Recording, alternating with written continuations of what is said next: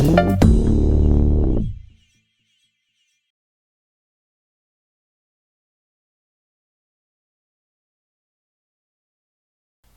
snap! Looks like we're all here.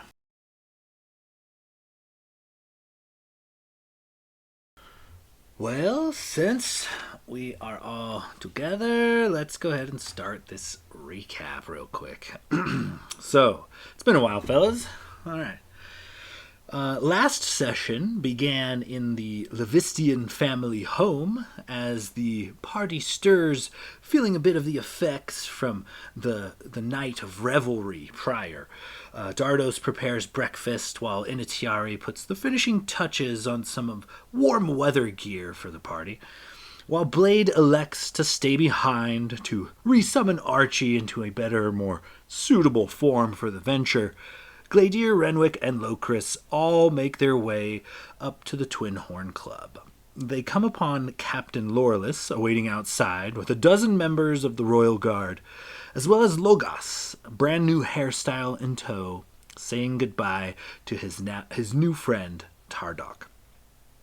After venturing inside the club, waking a very hungover Tutu and crew, the party, Tutu, Captain Lorelus, all began to plan. Making a last-minute stop within the city of Silerin for some supplies, the High Elven Royal Guard, as well as members of the Tiefling community, show their respects and say their goodbyes to the loved ones accompanying the party on this venture. Lord Svelison amongst them. As the party departs, ventures across Lake Silerin and into the wilds of Brightwood, it is not long before they find a swath of frozen tundra where forest once lay, and they began stalking the great white worm to its lair. After a couple of days of stalking, they come upon it and plan further. Captain Lorelus and his soldiers maneuver to take the worm's underlings, a massive following of kobolds who have settled just outside the lair, while the party and Tutu and crew venture into the lair of the fast-approaching dragon. And naturally, battle ensues, going exceptionally well for the party. Successful sneaky ways, some preparation, and the trading of several small fortunes for some exceptional gear pays off, and the party slays the beast with minimal damage to the sands of justice. Others, however, might not have fared so well, so as the mighty beast drops to the ground with a mighty crash, that is where we are now. You have just freshly slain this beast. Combat has just concluded, and you guys stand around this dragon as it crashes to this icy floor, impaling itself further upon one of these jagged icy spires that it has created in its lair. And the dark crimson color of red seems to offset all of the white around the room, snow and ice and whatnot. So tell me how you guys proceed from here. So is there like a butchered chart showcasing all the different parts of the dragon, or like if you want to go ahead and give me I'll say a history check, see what you can recall about ancient white worms.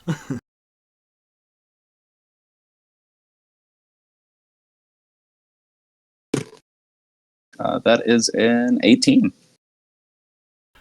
With an 18, you would know there's not really an unmagical reagent to ancient dragons. There's every piece of this creature is harvestable in one way or another. For raw materials, scales can be used for like shields and armor and things. But pretty much all of the creature's organs and fluids are like spell reagents and components and things. So there's really it's a plethora of anything from blood to bone to flesh to scales, teeth, eyes, organs. All of it has some value or another. So really, the question is, what parts do you care to take? Well, I guess Renwick's going to look at the party and be like, well, surely there's enough to go around for everybody. Anybody fancying some new dragon gear of any sort?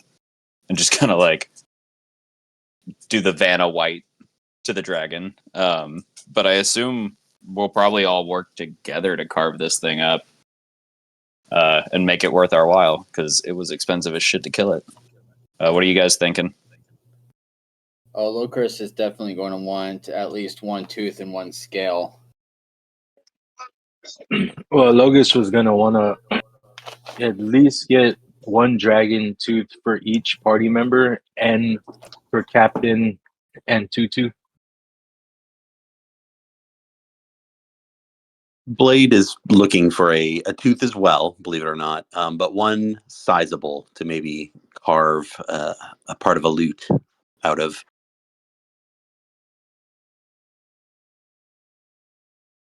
I think Later's gonna try and take some like some hide with the scales to see if maybe he can like harvest enough to make some sort of like I don't know, like armor or shield, maybe reinforces uh shield with dragon scales or something like that. So probably like try and cut off like a decent amount of hide.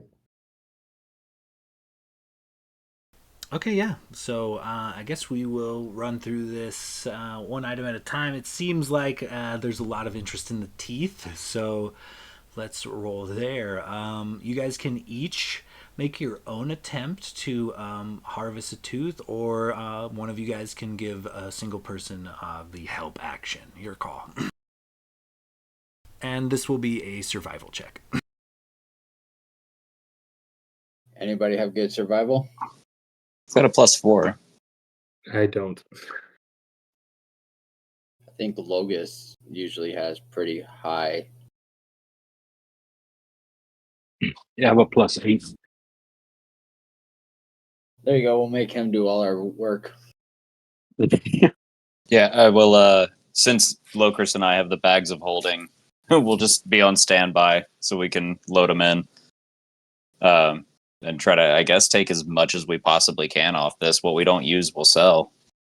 Between the teeth, the scales, probably harvest some of the blood, maybe try to get like an eye. And I would like to. I have an interesting idea, so I'd like to try to get a dragon heartstring. I just want to say that now before I forget. But yeah, I think we're just gonna let Logus go to town, and we'll help him as best we can. Maybe Blade can play us a harvesting tune. Yeah, exactly where I was gonna go. I was gonna go ahead and give Logus a little bit of inspiration if I could. Oh, definitely, for sure. How's your inspiration come? A ballad, a tune, a poem? A little bit of a tune. I'm kind of glaring at the maw of this beast and seeing potential in maybe getting some sort of new magical equipment. Blade is excited and will go, Logos, carve this thing from tooth to tail. Make it so I can make my strings wail.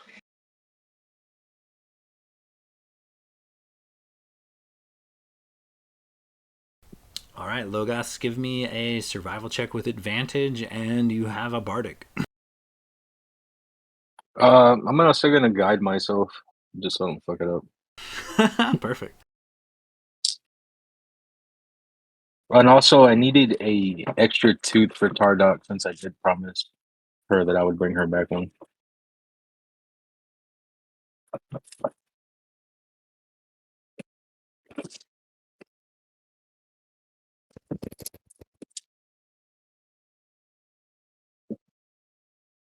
First one is an 11.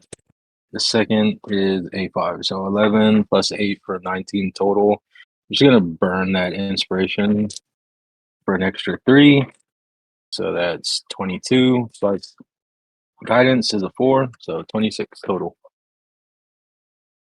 Damn, well played. 26. Logos, you start going to town like you were a former dragon dentist or something. You're popping these things out. Most of the ones that didn't get chipped or damaged in the battle. You come up with 30 clean dragon teeth, and on top of the 30, you also managed to get 4 large dragon teeth. These are less like daggers and more like short swords, but they're roughly about 1.5 feet long. But yeah, you knock all of the pristine teeth that are left in this creature's head pop right out, no problem. I'll go drop one of the large ones, or like at Blade's feet. You think that'll be big enough for your loot? Oh, Blade will kind of pick it up and weigh it. I think this will do quite nicely. Thank you so much. Perfection work. I like to think like Logus just has like blood all over him and just like sets back to work. As Logos kind of gets back to work, Tutu face plants in the snow. You guys notice that a large shard of ice has completely impaled him. He is slowly bleeding out and he collapses. Later notices this and sprints over. I'm gonna try and remove the ice and then immediately lay on hands 20 hit points. Okay, yeah, you bring him back. You know, he wakes with a start and a gasp, kind of looks around and coughs a bit. You know, feels for this large icicle that was freshly removed. Hey, thanks. Whew, you kind of close one, huh? He smiles at you as he kind of struggles to his feet. Yeah, no problem. Sorry about all your friends. If there was something we could do, but yeah, that dragon was just vicious. Yeah, I don't know. It's gonna be a rough walk home. He kind of makes his way kind of away from the party and to go prop himself up. He finds a nice spot to kind of sit down and observe the layer and whatnot, and kind of catch his breath. He's a little whooped.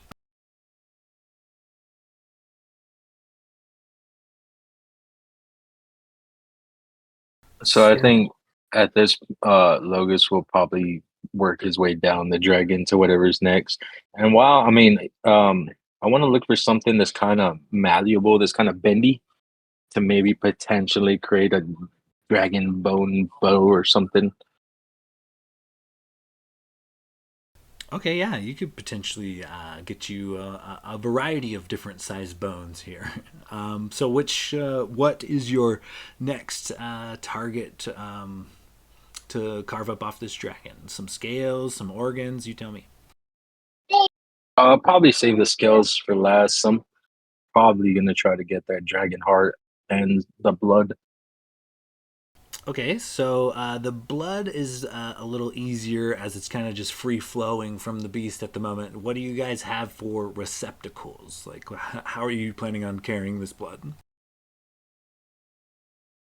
I have 3 standard vials, just empty vials. Yeah, I took a potion of cold resistance and um what was my I think it was a potion of I also had a potion of which technically I'm still huge. Um of the growth potion of growth. So I think I'm still technically like 12 feet tall actually. Oh, for sure. I think it lasts like 4 hours or something, doesn't it? You're for sure 12 feet tall, like Yeah. big beefy boy for the time being. Yes, like walk over with these normal sized vials to everyone else, but probably look very small in my hands. And I'll hand him the 2 vials for my 2 potions I used. I've, I've got 6 vials that I can dump and spare, and a potion bottle as well. Okay, so that puts us at 12 containers.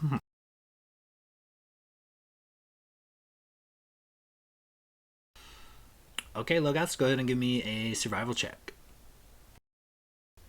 With advantage, I believe, as somebody's probably throwing you the help action. I'm gonna guide myself again.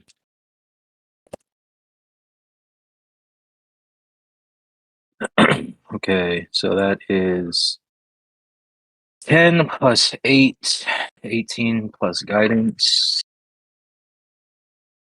Dirty 20. Just enough. You managed to fill all of the vials and containers successfully. You cork them all off, and yeah, you managed to get what I think 12 containers of or 12 vials of dragon blood. And now for the big meaty heart of the dragon. Okay, for sure. Go ahead and give me a survival check with advantage. Yeah, I'll help him with that, being giants, and I think under the enlarge condition, I get probably extra strong, so I can help him get to the heart. Yeah. Renwick's gonna aid him too, and as he's leaning in to start, he'll just be like, "Be careful around those heartstrings, and I've got ideas for those. See if you can't pull a couple out." Yeah, Logos looks up at Renwick as he's starting to carve through a heartstring. All right.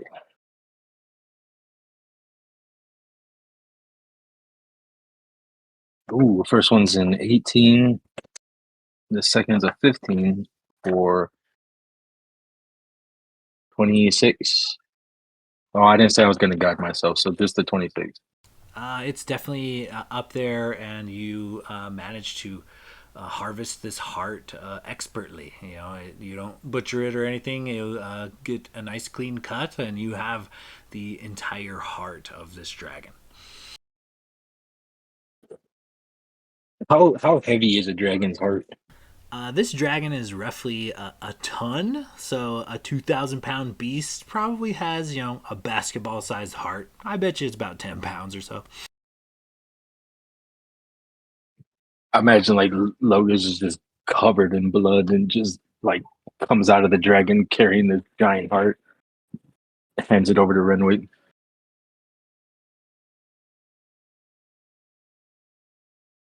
I would just like to preface that given the amount of ice that's around us as we are harvesting this thing, Renwick is going to be like wrapping any like spare cloth around these and packing it with like ice to try to keep everything nice and cool and pristine because we do have a bit of a journey going back. Okay, noted.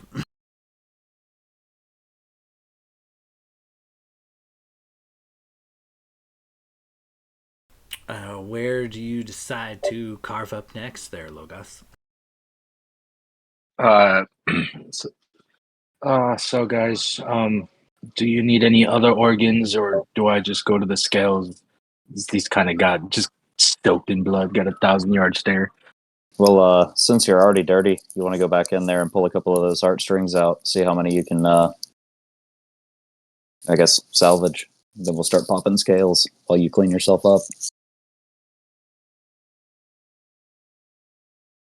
Was I able to get any heartstrings while I was in there, or is that a separate thing?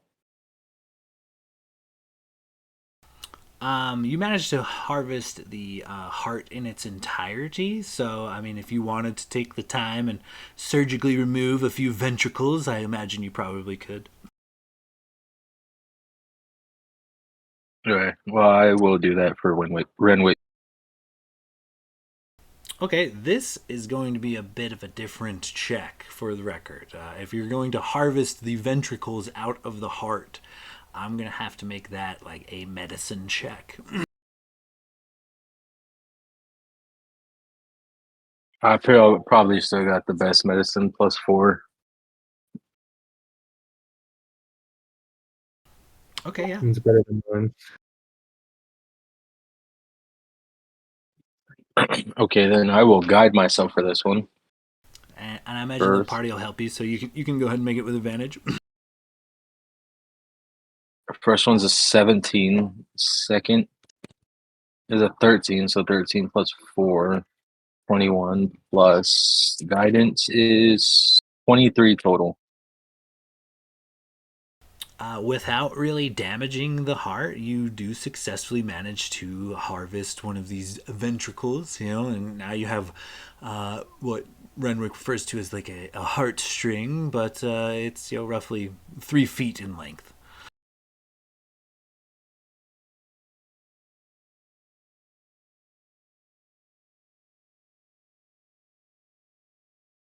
I think now before I go to skills, I want to kind of walk the length of the dragon, maybe look for a bone that can be whittled down. It's kind of flexible, so I can try to get some material to potentially make a dragon bone bow or something of that sort. Probably want something from the wing if you want flexibility. I imagine those would probably be kind of flexible, or at least more flexible than like a thigh bone. Yeah, A this wing thing's thigh tendril. bone is like 10 feet long, so your best bet probably is a wing bone. Go ahead and give me another survival check. See if you can harvest one of these bones. I'm gonna guide myself.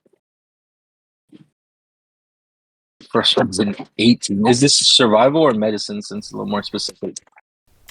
We'll call this one still survival. You would know how to maybe harvest the bones to like make tools and things. All right, that's a 28 total. Yeah, 28, no problem. You have kind of your pick.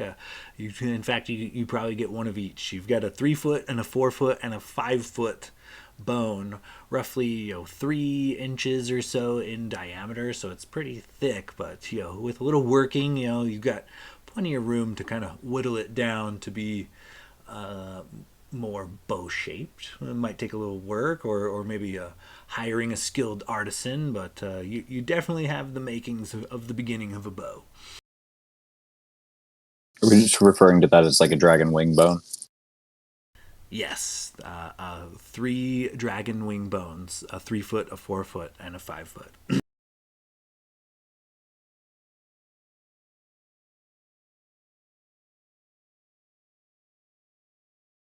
Do we need any of the claws or anything, Locris? Do you need anything else? Nope, I just need the scale and tooth. Although claws Locust, will fetch a pretty penny. Locust, what if you make a morning star out of dragon claws? I have more of a decorative piece in mind.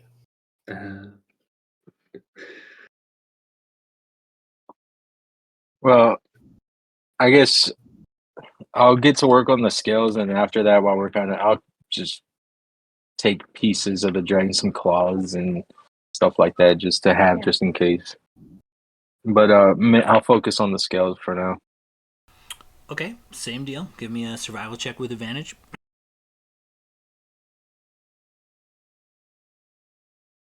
Crap, I forgot the guidance. So 25 total.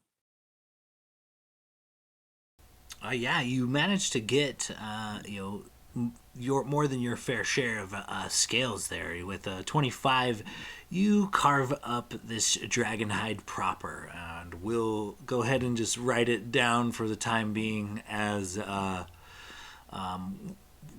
huge dragon hide, a huge sized dragon hide.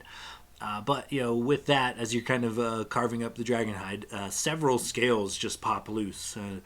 Locris, you kind of have your pick from a small, maybe like baseball size scale to ones as large as a shield. You kind of have your choice there. Sweet, I'll grab a couple of both sizes.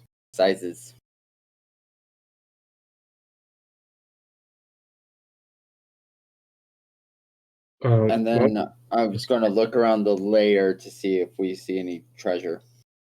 Yeah, I was just gonna say that too. I'll help Locris kind of start poking around, looking for if he's got a hoard somewhere. Okay, Locris, give me a perception check with advantage as Gladier kind of goes to help you out.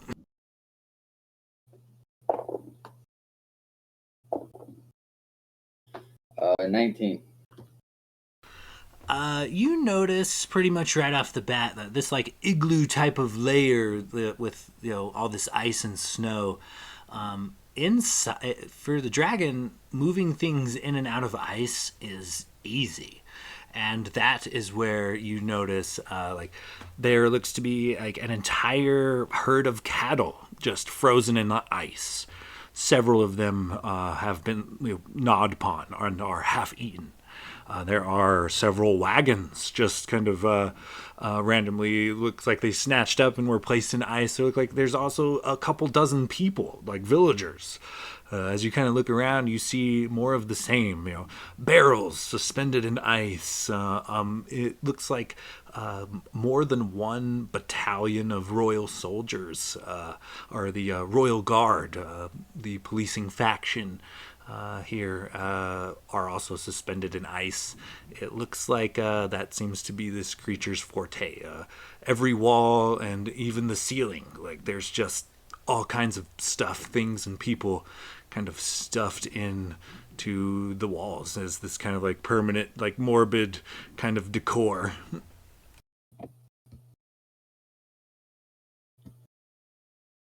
Anybody have a flamethrower? Logos is. Oh, go ahead, Glady. Just say I am a flamethrower. It's a little bit. I think I might have.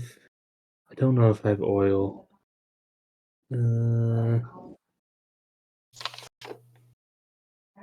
I do have. I have one flask of oil. So, do we see any kind of like glittery, sparkly, expensive-looking things frozen in an ice cube somewhere? That would be an investigation check if you want to get something more specific. Okay. Yeah, I would start like poking through the what Lokers points out as frozen objects to see if I can see anything shiny or glittery. Okay, yeah. If Locris is helping you, go ahead and make an investigation check with advantage. What's your investigation, Gladier? +4. I'll do the looking if you don't mind. Yeah, I'll give Lokers advantage. Okay, you're like holding the torch for him while he's looking or something. I do have an ever burning torch. 22. Oh no, sorry, 23. With the 23, you definitely see on a couple of these wagons, there look to be it's like a chest that's like partially open. It's like suspended in midair, frozen in ice, but it looks like somebody maybe just threw this chest off the wagon, and even though it is open, it looks like several gold coins have kind of scattered out, but it is just kind of suspended in midair. And it is definitely kind of close to your area. As you kind of look around, you spot that seems to kind of be the norm. Rather than like a pile of gold, it looks almost as if this dragon took a handful of gold and chucked it and then froze it midair. Like there's like a lot of just random bits of treasure kind of scattered out amongst all these other things, like the wagons and barrels and cattle and villagers and whatnot. There's just coins and other like various trinkets and valuables that seem to be just suspended in midair, and it is like basically in every direction. Every wall looks like it's containing a decent bit of treasure. So you kind of have your call of where you want to go and how you wanted to what you wanted to seek out in particularly. One thing catches your eye though, in particular, Locris. You notice that one of these battalions of soldiers, one of these groups of humanoids that seem to be frozen in this icy death, it's not like the others. It's a group of dragonborn. And upon further inspection, you definitely recognize a group of silver soldiers. Those once under the command of the Silver Queen. There is a group of them bunched up in this ice capade. Hey, Gladiator, you want to see something that'll make you feel better? Yeah. What'd you found? I found I, assholes. And I'll point out the soldiers. he just kind of walks over and looks at them and just chuckles a little bit. Serves him right, I guess. Those assholes. Yeah, you weren't kidding. All right, get this chest out. All right. So I have one flask of oil. Um, it says in the description you can pour a flask of oil on the ground to cover a 5 foot square area.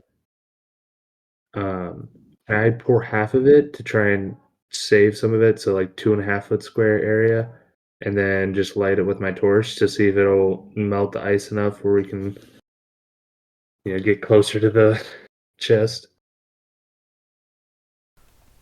Heating up the general area does seem to help make the area nice and slippery and a bit wet, but these walls are probably somewhere like 30 to 50 feet thick. Like getting through one entirely with a flame, even if it's like 2.5, 3.5 feet or so, is not entirely doable. You imagine this whole place without the dragon's influence will still probably take a couple of weeks before all of this melts proper, but it does kind of weaken the exterior wall, and it also makes it a lot more clear, a lot less. You don't have to like brush it clean and try to gaze inside as the ice kind of melts. You get a better window into what is actually frozen within. So if you wanted to get to some of this treasure, you are going to have to chisel it out.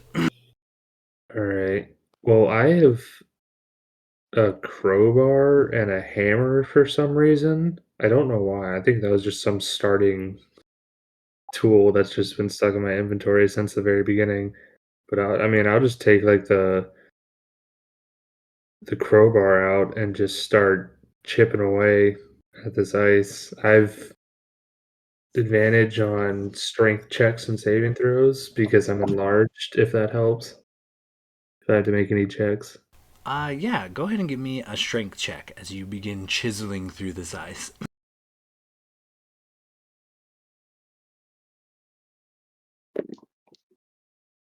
Okay, that is only 16. With a 16, you've kind of lowered the DC a bit by having the fire there, kind of weakening the wall. As you start going to town, third, fourth hit, fifth hit, you hear a coin hit the ground, and then another, and then another. And as with every strike, it seems that a bit more treasure falls to your feet. And after a good maybe 20, 30 minutes of pounding away, you've chiseled a good chunk of ice out of the wall and have amassed a bit of treasure at your feet.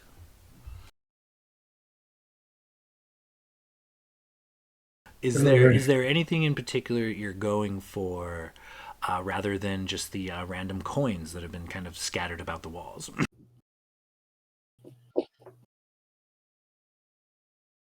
Oh, looks check, did we see any sort of like weapons or armor or anything, or it just kind of looked like you know various scattered like chests and I mean, there's obviously the armor on the silver soldiers, but Go ahead and give me a perception or investigation check. Your call.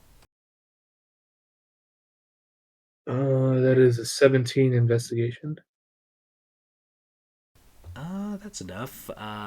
As you're kind of looking about, for something in particular, maybe something in the form of a weapon, something does catch your eye. As the ice kind of clears from the melting, you look in and you see a khopesh. It's completely gilded in gold, like this. It's got a gold scabbard rather, and it's got a gold handle. And at the base of the handle looks to be a large like sapphire type of a gem.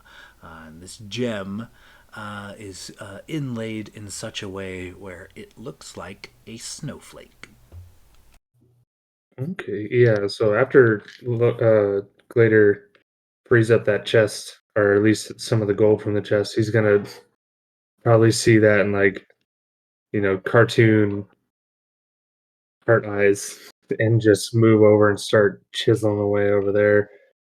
He'd do like use the rest of the oil flask and light it again to try and maybe soften up some of the ice before he starts chipping away with the crowbar again.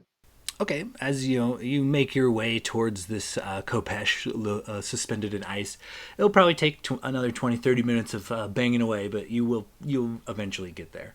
And with that, we'll kind of turn to the other members of the party. How do you guys proceed?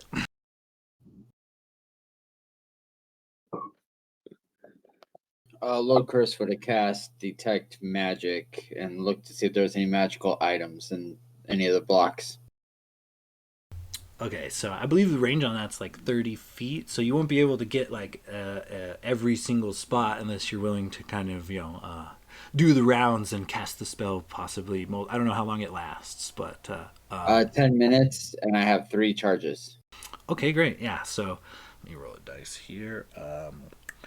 Okay, so as you kind of cast Detect Magic, you kind of look in to this icy area. You see what kind of looks to be a brooch. It sticks out, kind of detected by your magic. It doesn't have like a necklace or anything on it. It looks like maybe the pendant or something, but it is just kind of hovering mid-air. Aside from that, Locris, you also come across a mace. And this mace stands out to you, not only from the detect magic, but this mace looks to have an obsidian handle. It looks to be completely black and very intricately carved. There's some weird carvings all up and down it. But the not the mace head rather, this like kind of like round stone, almost stone looking shaft, or a stone looking like orb on the top, is completely white, like the opposite of the handle. It is like a marble colored, and it also has some intricate carvings and whatnot on it. But what stands out the most is on this like white orb, this white marble, there looks to be a bit of blood splatter on it, as if maybe it was recently used. Aside from that, you do come across it looks to be a small, like an Irish tin flute.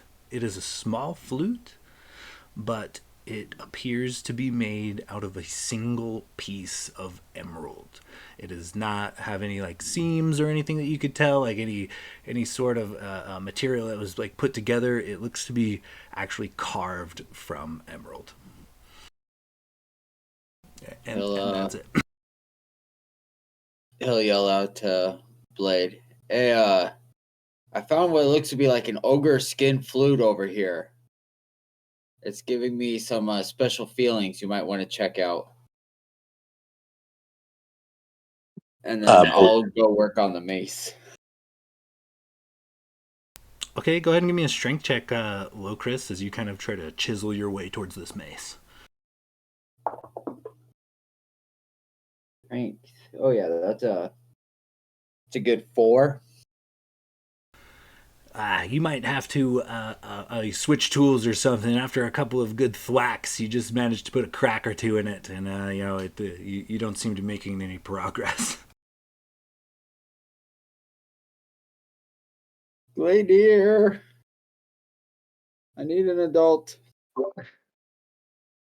Here, I will walk over and uh, try and help him out. Okay, Gladiator, go ahead and give me another strength check. Hefting his crowbar. 17.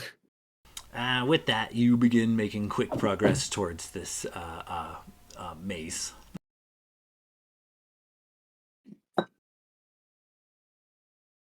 Once again, it's gonna take you a bit of time, probably 15, 20 minutes or so to chisel out this mace for Locris, but you begin the process. Should we possibly send Archie to go check on our other group fighting 300 to 500 kobolds? Yes, we did forget about them. I just thought of that. Hey man, you gotta harvest it while it's fresh. They're probably fine.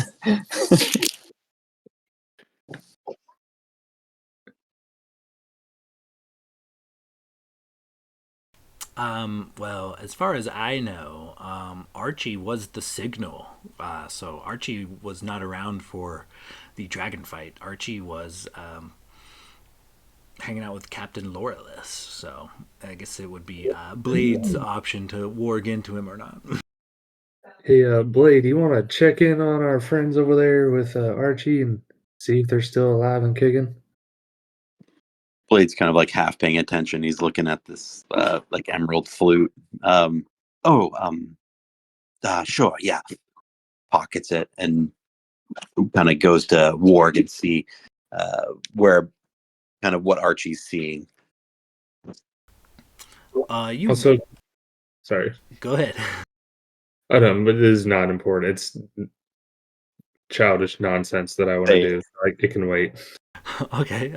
So as you kind of wait a minute. I love childish nonsense. Go proceed. I was just gonna say, in order to get Blade's attention, Glader probably would have, you know, packed up some of the finely chipped ice that is like powder now into a snowball and nailed Blade in the face with the snowball to get his attention. All right. Give me an attack roll real quick. Yes. You son of a bitch. You better have. I'm gonna throw sand in his eyes. This would be dexterity based, I'm guessing. Yeah. Oh man, that's my strong suit. That's only 12. Whizzes by Blade as a snowball crashes into the ice, explodes next to your head, Blade, but misses by about a foot.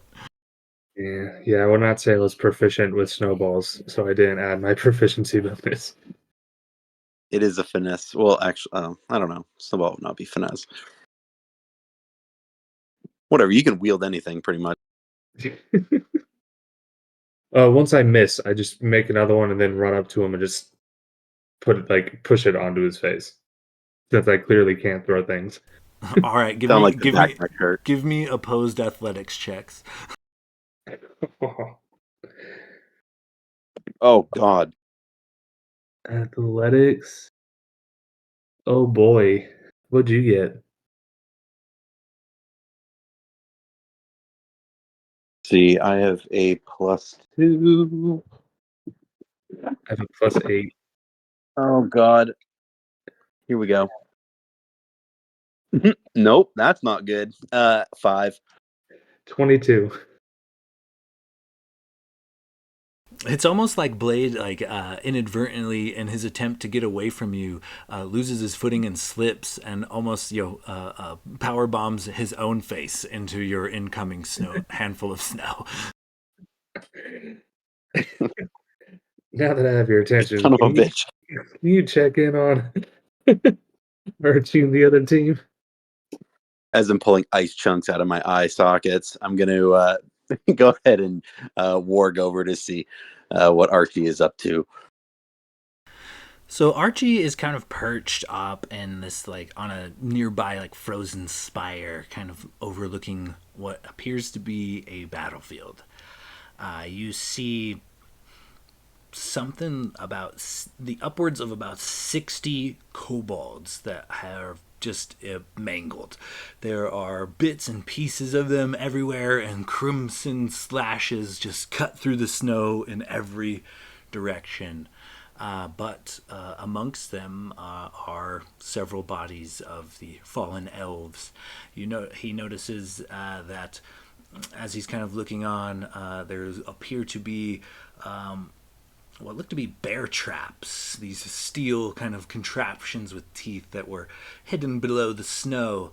Some of them contain the mangled remains of kobolds, but a couple of them look to have found their mark in some of these elves. Currently, there are no kobolds in the immediate area, but in the center of this carnage, kobold bodies just in every direction, and the occasional elf. 3 remain. It looks like Captain Laurelis is laying in the snow, and he has a royal guard, each flanking either side of him. And one of these guards appears to be, looks like wrapping a wound, like is trying to set the captain's leg. It looks, and they all look in pretty bad shape. They're all roughed up from some recent fighting, but alive.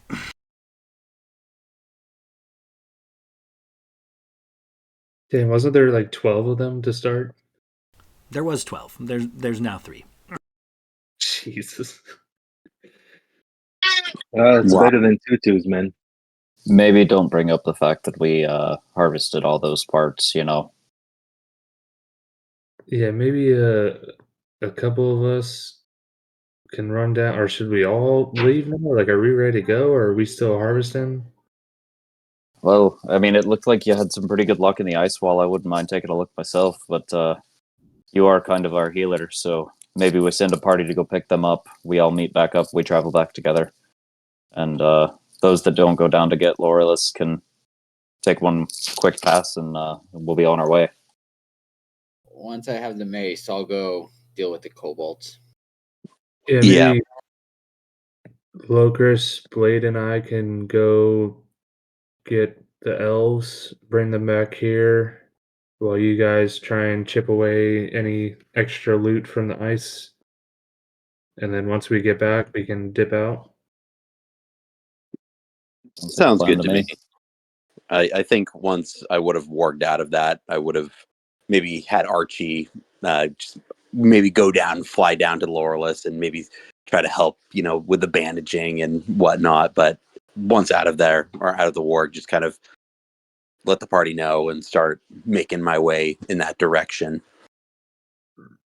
Okay, yeah, for sure. All right, yeah, let's go. Glader's gonna start jogging down. He's not gonna use the new Kopesh yet, but he's definitely gonna slide it into hang the scabbard over his back and pull out his long sword that he's been using and get ready. Okay, yeah. Can I try to Go ahead. peg fucking Gladiator in the back of the head with a snowball? Absolutely. Give me a dex or a dex-based attack roll.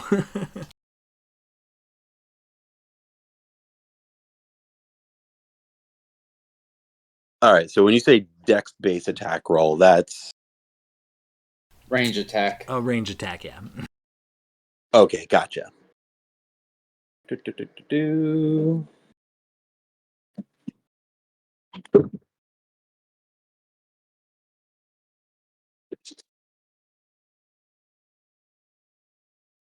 No, that's gonna miss. That's like an 11. Unfortunately, yeah, sails wide. You managed to explode it on a wall near to Gladier, but you missed by about a foot. I'll like turn around and look and be like, who the fuck threw that? I mean, Glader's blind as shit. He probably didn't even notice. Give me a deception versus insight. Oh shit! I actually rolled insight 15. Against my deception? Correct.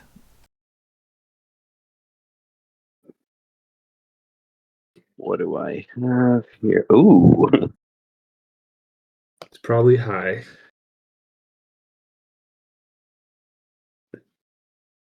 +9. Oh, gee. You son of a bitch! You lucked out. So 16. Is that? Oh yeah, I rolled a 15. Gladiator, you're pretty sure Logos threw that fucking snowball. Hell of an arm, that one. He starts planning his revenge as he continues jogging to save the house. Okay, so as you guys make your way out, you kind of come across Loralis and the other two guards. Everybody's a bit banged up, and it is clear to you, Gladiator, that Loralis's leg is for sure fucking broken. Like he must have stepped in one of these stainless steel kind of bear traps hidden in the snow. But as you approach, he kind of hails you. Ah, you live. That must mean the dragon is slain or perhaps fled. It was these kobolds were a bit craftier than the ones we've encountered in the past. It's we gave them a run for their money, and we chased them out of the area. But make no mistake, they worship these worms like they're gods. They will be back in a few hours, I imagine. So we should make a plan and get to moving. We just made them atheists by killing their god. Excellent. So. Perfect. But regardless, they will come to see the corpse for themselves. So I estimate we've got a couple-hour head start before they return. But well, we put down most of their fighting force before they decided to flee. But they will regroup and return. I'm sure of it. Did it look like they had anything around here? Locris, go ahead and give me either a perception check to take a look, or if you want to start sifting through the battlefield, go ahead and give me an investigation check. Let's do investigation. 18. With an 18, you're kind of you notice these little like igloo hovels that these little kobolds have created.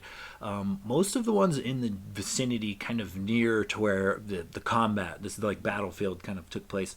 A lot of these little snow hovels seem to be like collapsed inward. Some of them still containing kobolds, so that were crushed by whatever unseen force managed to damage all these homes. And you're kind of picking through, but as you dig around, you discover a full suit of armor, a medium-sized suit of armor in one of these hovels, and it is like beautiful, pristine, sparkling white. It is clear and apparent to you, Locris, that this is dragon scale mail, and it is made possibly from the scales of this white dragon. Like it is a beautiful set of armor. So go ahead and add dragon scale mail to the inventory. Do you know what the armor class and all that fun stuff is? I do. Let's see. I think it's just a +1 suit of scale mail. I don't have the exact Okay. number. So 14 plus dex and then plus an additional 1. And because of the white scale, it also gives resistance to cold. All right. I will throw that in my bag and I'll mention it later if I remember. Okay, as you guys kind of gather Loralis and his remaining soldiers and make your way back into the cave, let's cut over to the other members of the party. What do you guys kind of do in this dragon's lair? What are you guys looking for in particular, if anything? Well, once we've cold packed all the perishable parts and loaded up all the other stuff that Logus has been harvesting, I imagine that Renwick's just going to look over and be like, "Well, the boys seem to have the captain and his guard under control, so let's say we take a look around, see if we can't find anything ourselves." Looked like they had pretty good luck. I saw a couple of pretty cool items coming out of the ice here. You never know what you're going to find. And he'll just like toss any remaining cloth he has over to Logus so he can clean himself off. Logus will go between the dragon's legs. Renwick, should we take the this thing? Point at the dragon's dong. I mean, nobody explicitly asked for it, but we were getting a couple hundred gold a pop for those fire giant dicks. So imagine what we could get for a white worm, if you will. I mean, you could still say head for that. To be fair, there's only one of the dragon's heads that we could actually carry back to prove we killed it. So might as well.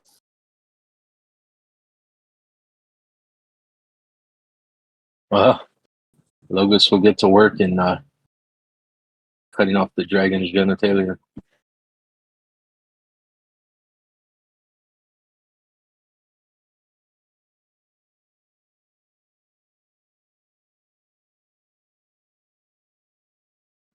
Renwick, are you helping me out with this one, or am I solo? Oh, I'll help you out. Oh, He's just gonna hold the bag of holding under it, so when you trim it off, it just falls right in. Renwick's cuddling the balls, and Logus goes for the shaft. So no. So yeah, go ahead and give me a survival check as you, with advantage, as you harvest the genitals of this large white worm. It seems fitting that I rolled a 6 and a 7 for 15 total, and I forgot to guidance. Just a nice big old botched circumcision.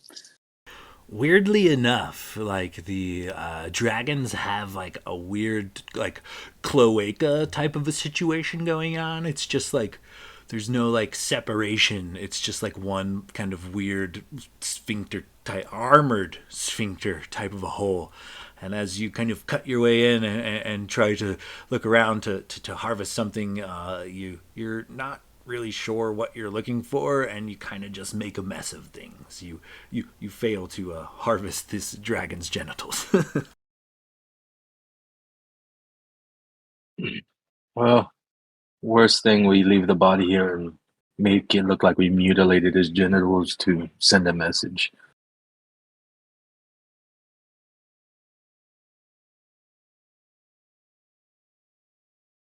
It's about this time that the party and the rest of the party, as well as Captain Laurelis, arrive, return to the lair, and they're all kind of awestruck, looking around, not only at the treasure, but, the dead dragon laying in the center of the room. And you guys do notice Tutu has, found something shiny in the wall and has begun to chisel out a few coins with his dagger.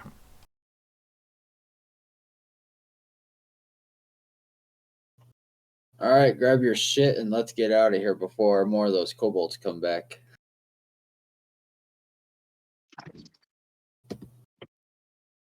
Before we go, Logus wanted to walk around the room too and see if he spots anything worthwhile.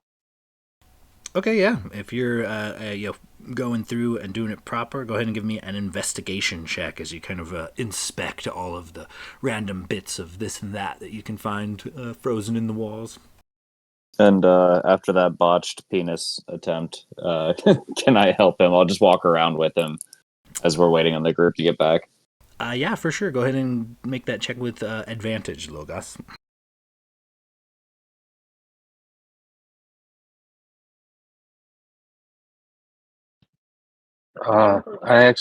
Renwick, I think you should make this my investigate. Well, I'm not very intuitive to those kind of things. Nor am I. It's a flat roll for me, buddy. You want to just each make a roll? Oh, then I got a +1, I guess. Have at it then. Wow, 19 and 19. 2 19s for a dirty 20. Nice. With a dirty 20, you're just kind of looking about, and one thing you notice is there's like a chest that looks to have fallen off of one of like a wagon. And the chest is like partially open. It looks like the contents are spilling out. There's several gold coins and a bit of jewels here and there. But amongst this little bit of treasure, you do notice a cloak that almost it's super black, so it stands out against the kind of white icy background that it's preserved in, and it catches your eye with a bit of a shimmer, like it has like a gleam that you can't quite put your finger on, but it is definitely something interesting in and around this chest of treasure. And aside from that, there is a couple of various bits of like there's like silver goblets and gold chalices and things, a few gems and necklaces and whatnot, kind of scattered about this little treasure chest. But the only other thing that stands out is a figurine kind of catches your eye, and it's right in the vicinity of this cloak.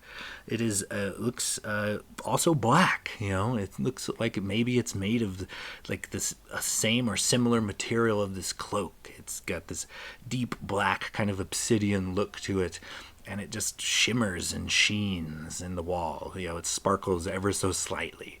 You could see why maybe a dragon would kind of preserve these two items. They seem to sparkle unnaturally.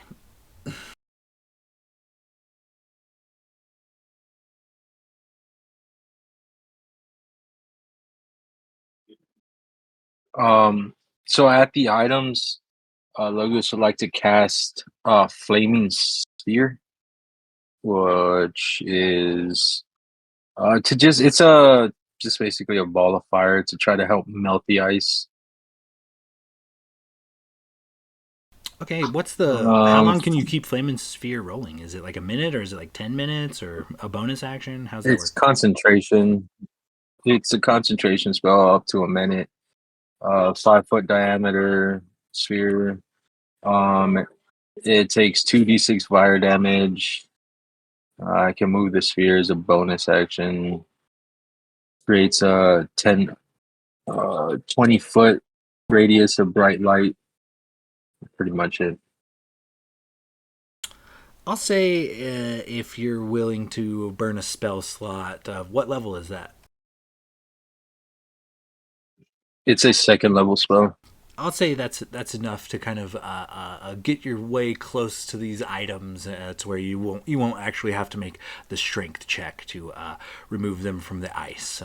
Not only that, but a hefty pile of coins also kind of is between you and these items, and they come along as well.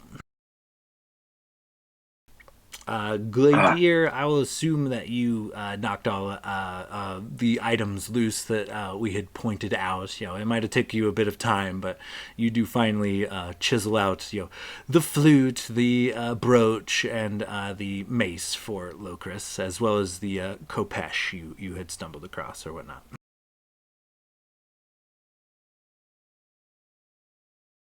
Sweet.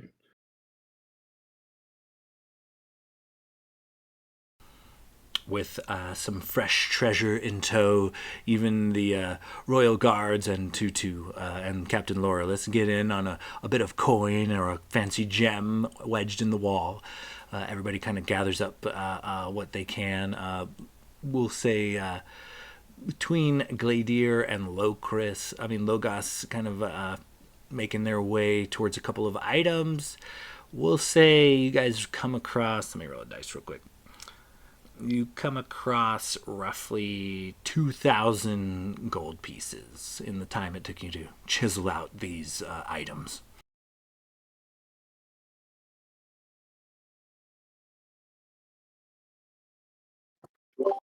All right. Well, now that everyone's gotten some fun little trinkets, should we get the fuck out of here before those kobolds come back? Yep, let's run. Oh yeah. Yeah, let's go. Glade's just gonna throw I'm sorry, what's his name again? Starts with an L. Laurelus?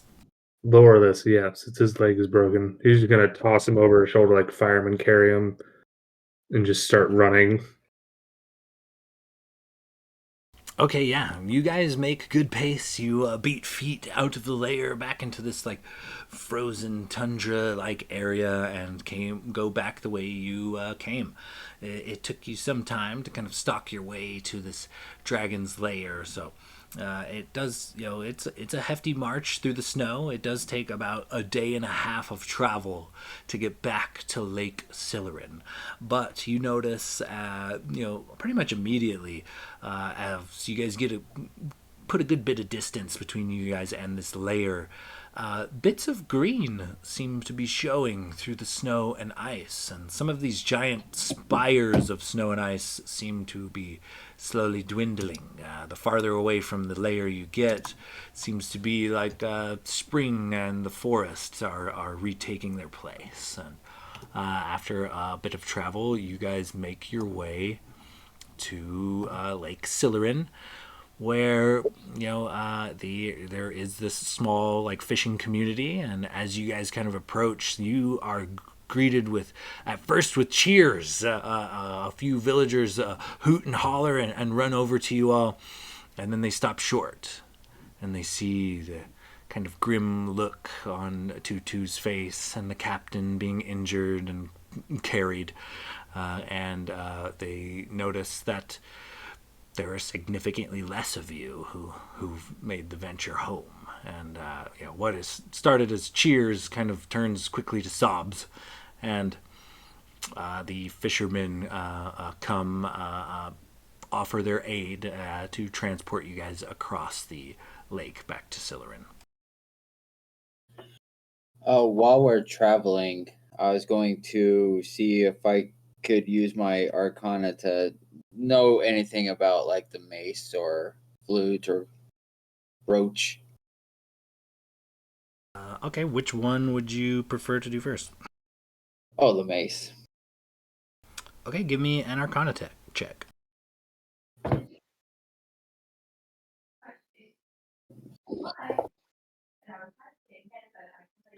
25. Ooh, with that high of an Arcana check, you identify this mace as looks to be like a powerful magic weapon. I'll give you a little bit before you'll have to attune it to get the full benefits, but the it is a +2 to attack on damage rolls made with this mace, and in addition, it looks like there might be an attunement feature or two, and it looks to be, as far as you can tell, some sort of health buff. You're not 100% sure what it is, but there is definitely a bit of like a hit point buff type of magic lingering on this item. I will unattune to the staff of the python to attune to that. Okay, great. Yeah, I mean, you got a day and a half to do. So with that, you gain a +2 bonus to attack and damage rolls made with this magic weapon. In addition, while you are attuned to this weapon, your hit point maximum increases by 1 for each level you have attained. Sweet. Damn.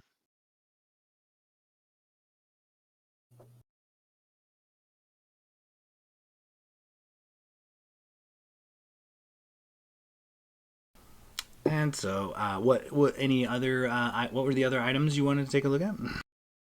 The brooch. Yeah, go ahead and give me an Arcana check on the brooch.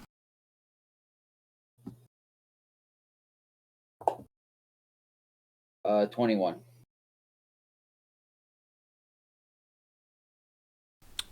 With a 21, you're pretty sure you get some kind of like transmutation type of magic vibes off of this.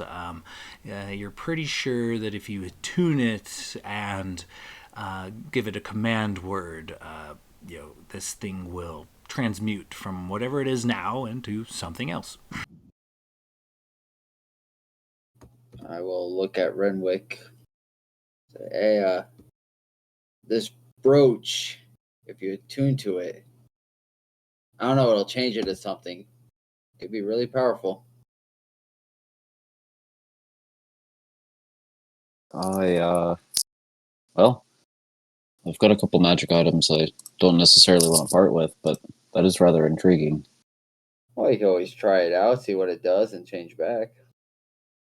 Oh, that's a fair point. I mean, it is a long journey. And he'll unattune from his Trident of the Wave long enough to attune to the brooch and see what happens.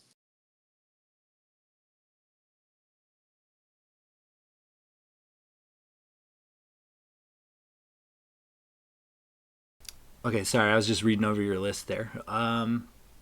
So you're going to attune the brooch then? Yeah, I'll temporarily unattune my Trident and attune to the brooch so I can see if I can figure out what's going on with it while Okris is looking at everything else.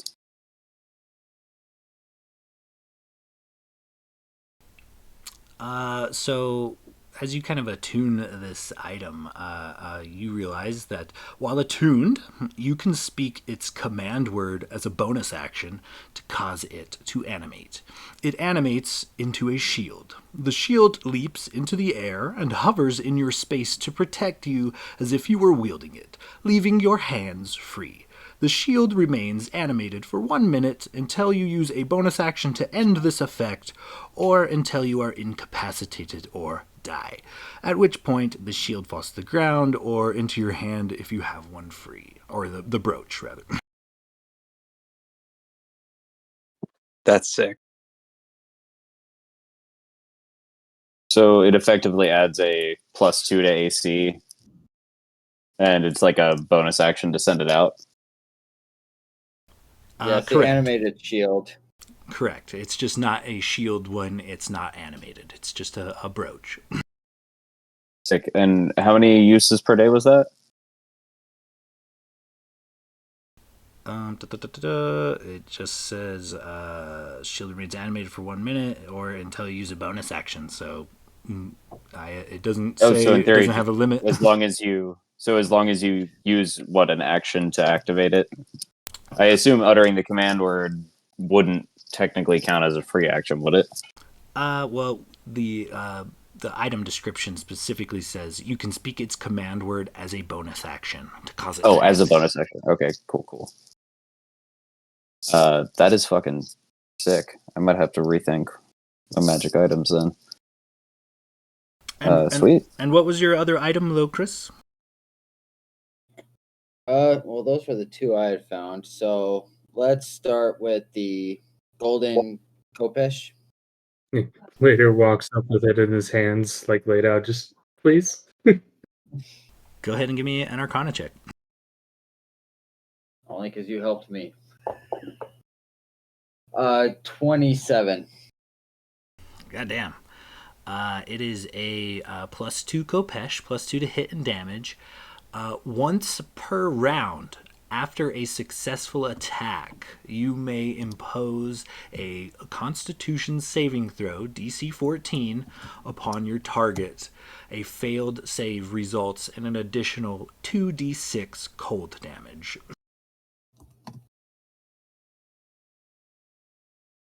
Oh shit. Okay. Is it attunement requires attunement? Correct. Requires attunement. And so when I first did the Kopesh at the beginning of the campaign, I just reflavored a longsword. Is that what you just did with this? Correct. Okay, cool. Dope. Thank you. Hell yeah. Logus will walk up with the black cloak that he found. Uh, you mind looking at this for me, buddy? Mine got dirty with all the blood. Sure. Let's give her a look. Okay, yeah. Hit me with another Arcana check. 18.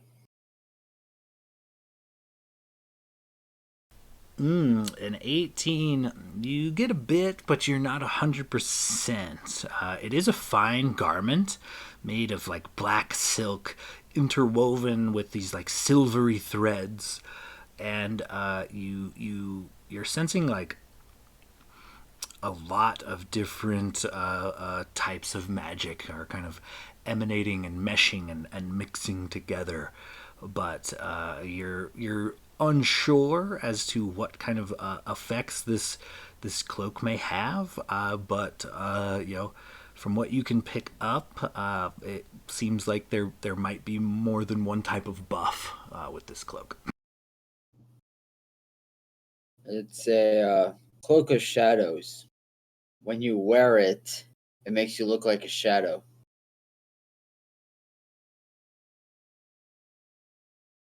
Hmm. Let me see. What do I have?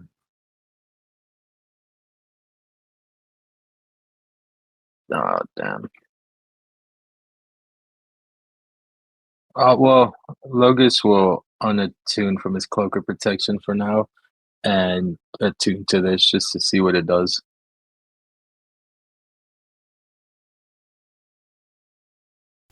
Okay, so I imagine you guys are doing this as you're kind of traveling back to Lake Silver. This, like I said, this fine garment is made of black silk interwoven with these faint silvery threads. While wearing it, you gain the following benefits: you have resistance to poison damage. You have a climbing speed equal to your walking speed. You can move up, down, and across vertical surfaces and upside down along ceilings while leaving your hands free. You can't be caught in webs of any sort and can move through webs as if they were difficult terrain. You can use an action to cast the web spell, DC 13. The web created by the spell fills twice its normal area. Once used, this property of the cloak can't be used again until next dawn. What you are currently wearing, Logos, is the cloak of Arachnida. I don't know. Yeah, I think so. Yeah, cloak of Arachnida. It's definitely in D&D Beyond somewhere.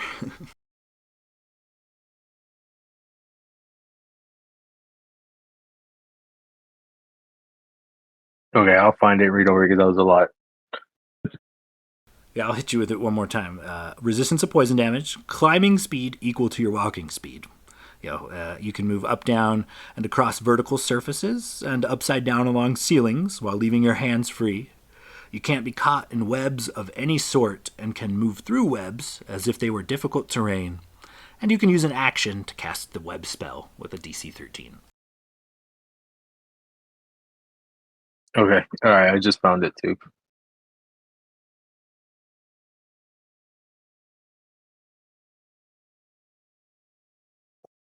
Can you repeat the Kopesh stuff again too, just so I can write it down? Yeah, it is once per round after a successful attack. You may impose a Constitution saving throw, DC 15, upon the target.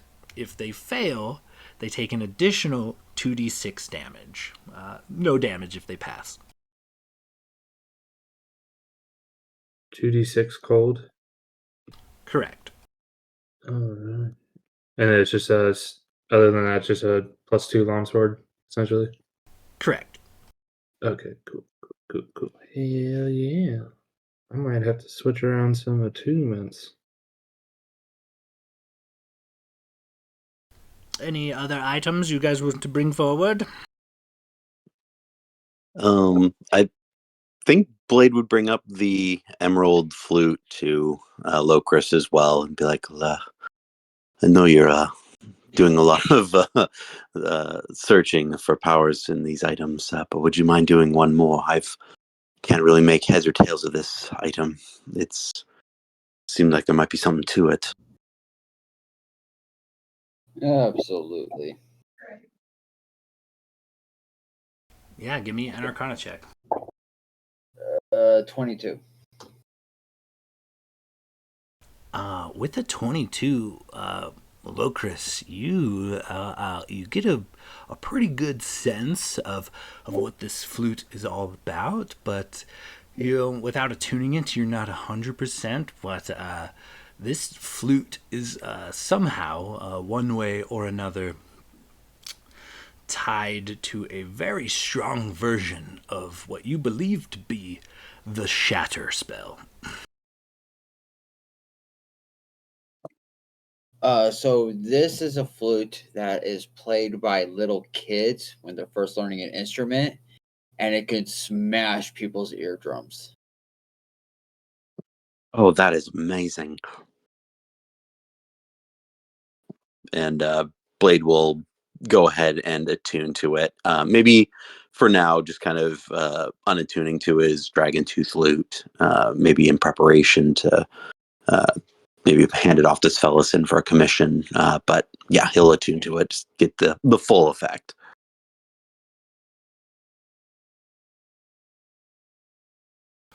Okay, so I have a question. When you swap out your attunement and whatnot for this, when you attune an item to yourself, how do you imagine you do that? Do you sit and meditate and let it float in front of you as you focus really hard? Do you play a ditty or a ballad? Explain to me how you attune yourself to this weapon or item. I mean, Blade really hasn't played a flute too much. He's got a hand drum and a lute and the concertina primarily. He hasn't really played a flute. So I can imagine him maybe sitting down with his bardic book and kind of going over tales that he'd done before and wrote songs that he's familiar with, but trying to basically work it out because it's a whole different instrument. Probably messing up a bit on the way, but definitely trying to mimic the notes and trying to get the correct pitch for sure. Okay, so before we go any further, I'm going to need to know what is the marching order of the party currently? This is where we get punished. Well, since we're just heading back, I figure Glader in the front Yeah, Glader take his normal position up front. with Logus right by him. Keep an eye. Locris will hold up the back, and then everybody injured and Renwick and Blade sort of in the middle. Or does anybody have an issue with that? Yeah, let me know. So I got Gladier and Logos up front, Renwick and Blade in the middle, near Tutu, Lord Svellicin, or not Svellicin, Lorelus, Captain Lorelus, and a couple of his royal guards, and then I've got Locris bringing up the rear. Is that how we want to roll?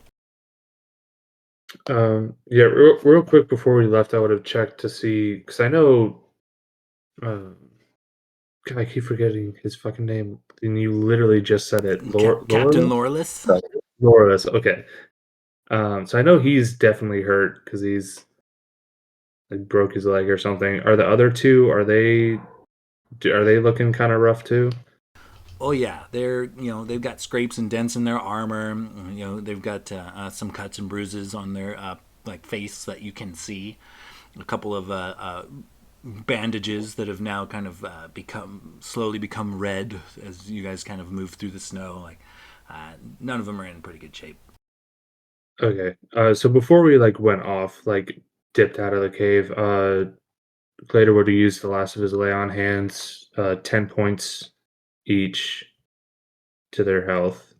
Loreless and the 2 remaining elf guards. Just give them a little Okay. boost. But other than that, I'm fine with the marching order that Locris suggested. Okay, so I need one of you, probably Blade. I think you have the Shatter spell in your like spell list. What is the range on this Shatter spell?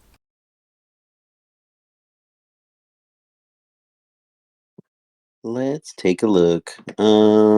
Shatter is going to be 60 feet. Okay, well, I need everyone to give me Constitution saving throws, and I need Blade to make it with disadvantage.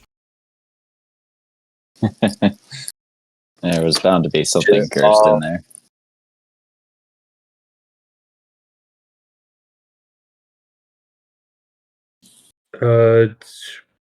So everyone within 10 feet of me gets a +3. So Locris is right next to me.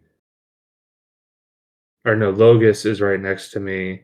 I mean, probably I'll leave it up to DM's discretion, but because to decide how far away, a normal person would be walking. But I imagine maybe at least the people in the center of the marching order might be within 10 feet too. Logos, Tutu, and Captain Loreless for sure. Okay, yeah. So they'll all get +3. Great, because I rolled a 16 plus 1, 17, and then the +3 for a dirty 20. 20. Ooh, I also got a dirty 20. 14 on the die +6. That's because we're besties. Yeah. Renwick got a 13. Dang, that 20 Lokers.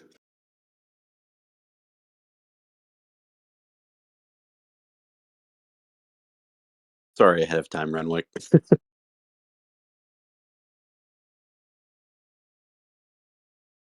I got a 16 with disadvantage.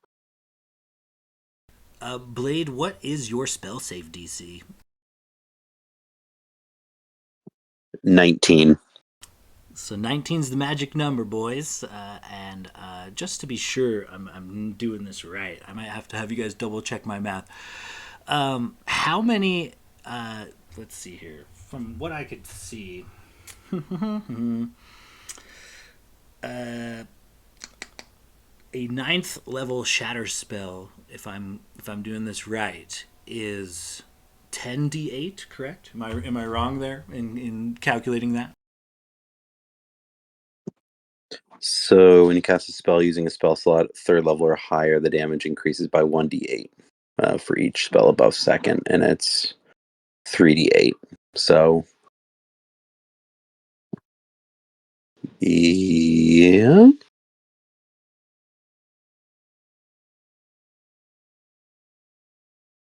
Okay, so with a Blade's spell save of being 19, it is for half damage. And let me roll that out. Blade, as you puff, as you take a bit of time to try to attune to this weapon, and you blow your first note, trying to find the right pitch, trying to, kind of like tune the flute almost. It fucking explodes right in your hands, right in your face, and it hits everyone in the party. 44 damage to everyone who failed, half as much for those of you who passed, and it is thunder damage. And with that explosion, Blade, did you or did you not pass? I did not pass. I rolled a 16 with a disadvantage. Blade, you are kind of a bit disfigured. Not only do you take the full 44 damage, the explosion being so close to your face and hands, you have several broken fingers, and you now have a large portion of like your face has been mangled. You are missing some teeth. You are missing a good chunk of one of your lips. You, at least for the time being, suffer -4 to your charisma score.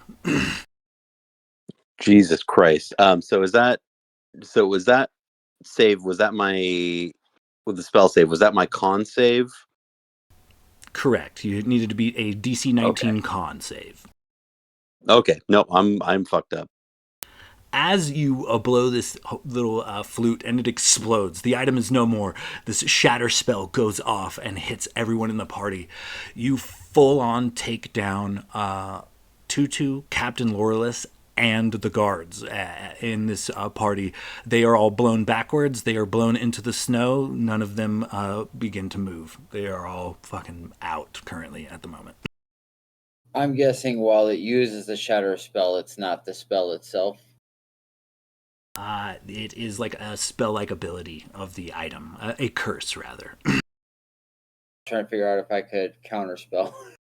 Not actually a person casting a spell, no, unfortunately. That's what I was clarifying. So I think once Glader picks himself up off the ground and sees various people just laying unconscious, he's gonna start tossing out some healing words. Okay, yeah. Do you have 4 healing words on? Let's say you got a long rest in. Oh, if we got a long rest in, then yeah, for sure. Yeah, it was about a day and a half to get out. I imagine you guys maybe had to stop and camp a little bit. Yeah. Okay. Well, he Logus will run around and pop a good berry and all of them just to get them to 1 HP at least. Yeah, and then I've got all the yeah, ones who are like alive and not completely dead. If you guys are fast enough, they are in the middle of death saving throws. But if you want to burn some spells and some good berries, you can stabilize all 4 of them, and they wake up confused and looking around and with a loud ringing in their ears. In fact, all of you have a loud ringing in your ears, and you guys have thoroughly been thrashed by this cursed item that seems to be no more. Blade, you suck at the flute. Yeah. If we got the long rest, I just do lay on hands and stuff. I'd give on top of the good berry, everyone that went unconscious 5 points from lay on hands. So they'd be at 6. How many people is that? 3, 4 people. Tutu, Laurelus, and his 2 guards. So the 4 of them went down for sure. Yeah. So dish out 20 points equally to the 4 of them. Okay, for sure. You guys spend a bit of time patching your wounds, and Blade unfortunately is going to need more than a healing spell to unfuck the properties placed upon him. He's looking at probably needing a greater restoration spell. Well, I mean, the bright spot is you tell him it was from the dragon, and you get some sympathy. Strange. Oh, that's a good Women are point. gonna Yeah, we love probably it. shouldn't bring that up. Yeah, sorry, but I'd help you out there, but I don't quite know the greater end of the restoration spells just yet. I'm just working on that, the lesser end. So I can heal you up nicely, but we're gonna have to wait till we get back to cleric or something to fix the. I mean, it doesn't look that bad. You look fine. You're still just as handsome as ever. But maybe still go see a cleric. I can make it imagine. look like you died if you want. We'll take you in all cold like and have someone try to fix you just so you don't look like you got fucked up. Blade, I think, is just like speechless.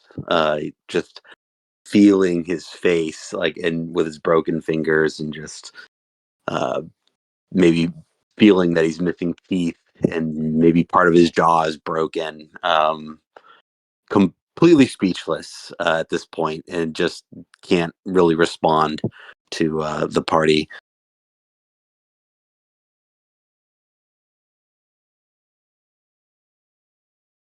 Well, when we get back to my house, I have a mask you can wear until you find a beautician or something. This is Blade's transition to the Phantom of the Opera.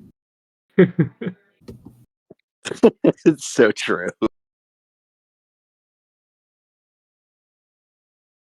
So as you guys kind of, tend to your wounds and you're wounded and whatnot, how do you guys kind of proceed?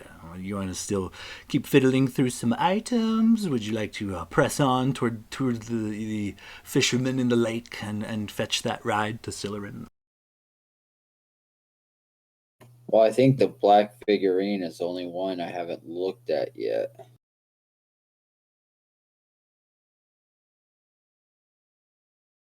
Yeah, I'll Okay. take a look at the black figurine. For sure. Go ahead and give me an Arcana check.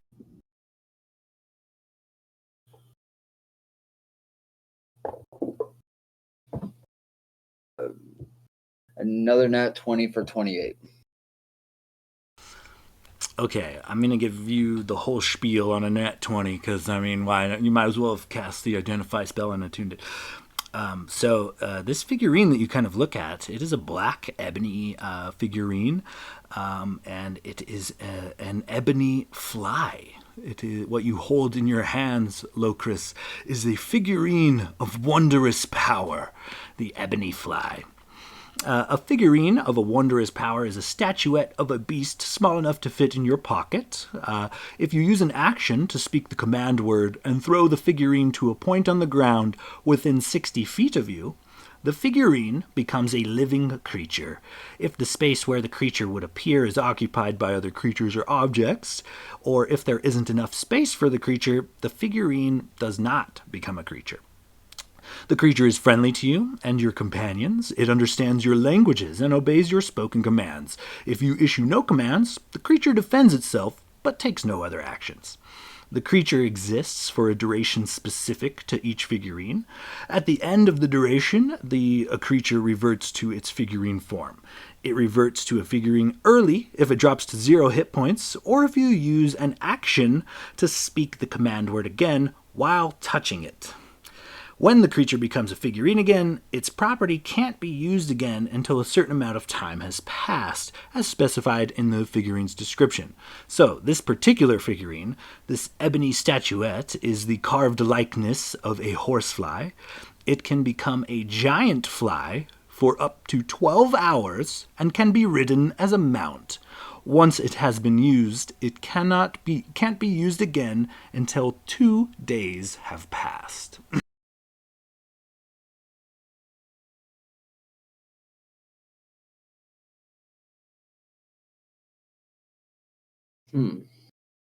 Interesting.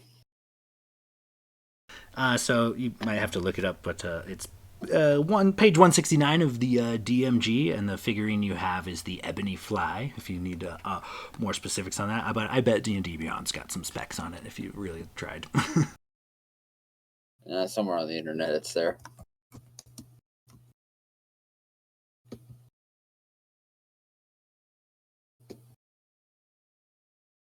So, right, keep reading. As you guys kind of press on towards Lake Sillerin and the scene kind of unfolds, the local fishermen are not going to make you lot wait for the ferry. A crew of 9 is much easier to handle than a crew of like 30.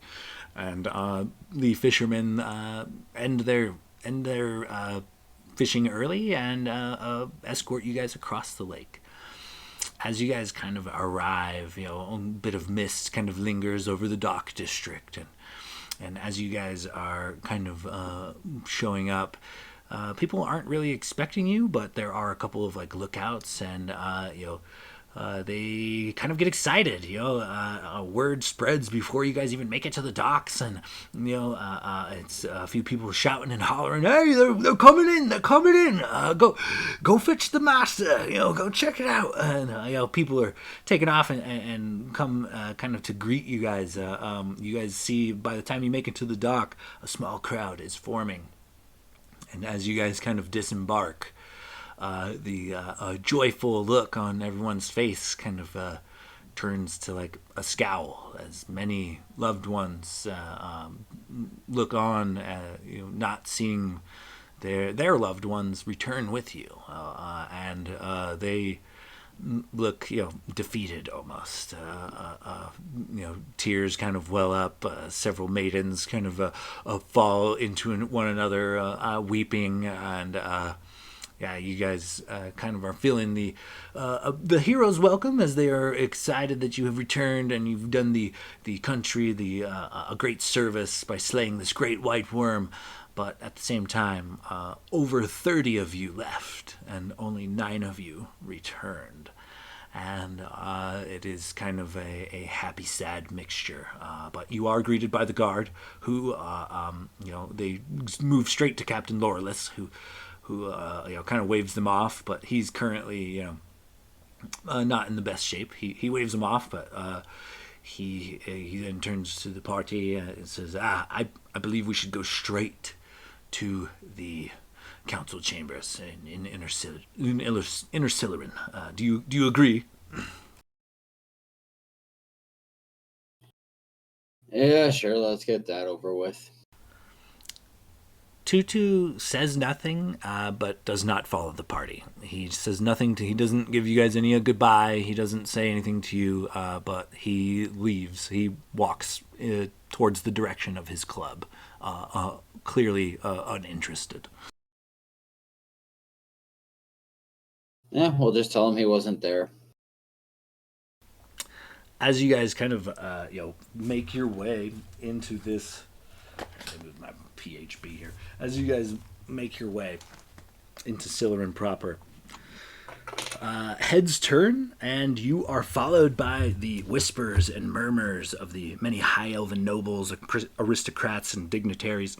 As you make your way through the clean cobblestone streets of Inner Silurin, fine high elven architecture and all the buildings surrounding you, many beautiful and intricate windows and frames hide these scornful looks and probably judgmental comments of the many high elven onlookers. As you pass many beautiful structures, parks, flowing fountains, and gleaming statues, you finally arrive at the city's center and to the grandest of all its buildings, the Silurin Royal Hall. Looking much like the other elven structures, beautiful, well-placed archways, angles, and architecture that all these high elves seem to be known for.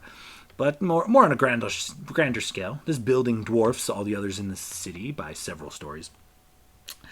As you enter the great hall, the echoes of your footsteps on the polished marble tiles echo back in the vastness and stillness within the room. Dozens of raised pedestals surround the room. The main portion of this room looking down at you from behind these raised pedestals are dozens of pale, worried, yet intrigued high elven nobles and aristocrats. Behind where a floating mirror once was, sits a high elf, draped in what appears to be garments made from flowing copper. Zeriotol Yaxilius. He calls to you as you approach. Good news, I hope, and a grin creeping across his face, ear to ear as he looks towards the party. It depends on what you mean by good. Dragon dead? Yes. Unfortunately, so are 21 other people. Several of the members of the crowd kind of outright cheer, while others kind of murmur and whisper. Some members of this council just outright leave.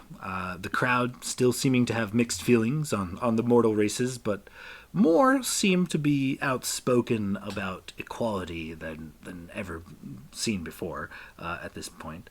Zeriotol kind of steps forward. Well, I would be a fool to not verify the slaying of the white snow, the last snow. Do you have any proof of this deed? As I'm sure you probably do. Well, stand back, boys. Renwick's gonna walk up, still covered in blood that streamed down his ears from that shatter spell, and he just flops the bag of holding down on the ground, and I imagine sticks both arms in and just starts pulling out parts of the dragon. Unfortunately, we don't have penis, but Zeriotol kind of watches you pull out the various pieces and parts of what is probably, at least at one point, considered like a cousin or something, some sort of kin. And he kind of stifles a gag. Okay. Oh nope, that's plenty. You don't have to bring it all out. No, are you sure? I mean, there's plenty more where that came from. No, And he we're just good. like That'll do it. no, okay, and he'll just start putting it back in the bag. Oh, thank you. Thank you. He turns to one of the high elves nearby. Make sure to call the cleaners immediately. Well, then I have been instructed to give you the following. He provides you guys with a royal writ. It proclaims you allies of the realm, granting access to the Macadamilect Academy by royal decree. He also says, we have an escort via royal carriage to the academy, if you would like. And on top of that, he claps his hands, and a rather kind of studious looking high elf, many books dangling from her hip, and some kind of thick kind of Coke bottle glasses. She comes forth with what looks to be like a silver tray, upon which are 25 platinum ingots. And he gestures to the party. He's like, this standard dragon slaying fee, of course. And presents them to the party.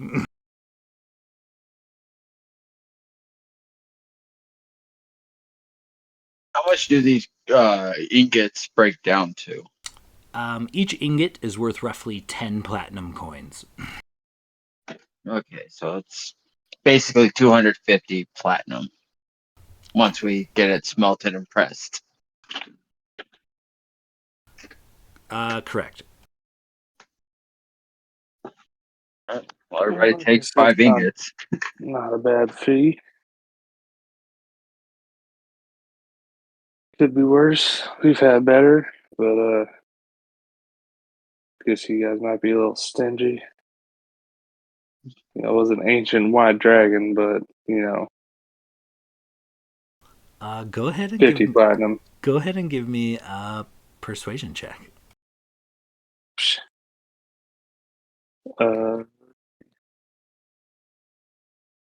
Fucking racist assholes giving us 50 platinum for killing an ancient white dragon. They were too chicken shit to kill themselves. Yeah. Persuasion, you said? Correct. Oh shit. That's actually really good. I rolled a 16 out of a +7 for persuasion. So that's what is that, 23? As you kind of voice your opinion about the low bit of the low pay, rather, Zeriotal kind of shrugs. Like, sorry, I wasn't in the negotiation process. This is just kind of a standard like fee for doing the good deed. It's like a one and done. But we'll see what I could do. He kind of stops and to ponder for a moment, and from the crowd, a man, one of these high elven aristocrats, calls out, I'll be happy to match anything that the His Royal Highness saw fit. And another one calls out, and I. And a third, a familiar voice, Lord Svelison. And I'll third that, thank you. And 3 more trays, each containing 25 platinum ingots, are presented to the party. All right. So each got another, essentially each got another 15 platinum ingots. Correct. Right. Okay. So 20. Okay. They just kind of nods that. All right. Yeah. No, that's actually that's much better. That's much appreciated. Thank you all very much for your contributions. Hey, Blade, right about now, if you go talk to Lord Velison, he might start leaving you alone. You might be right. And Blade will kind of step forward and just kind of wave his broken hand at Spellis and maybe flash a smile, but all gums. Like he looks terrible. Svelison looks livid. All of the color drains from his face.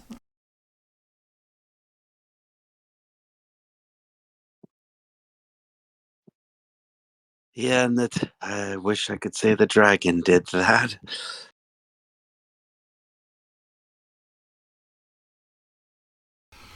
As Zerioto kind of cocks an eyebrow, well, you're fairly wealthy now, and the High Elves are very talented. I'm sure for a pittance they would be able to help you out.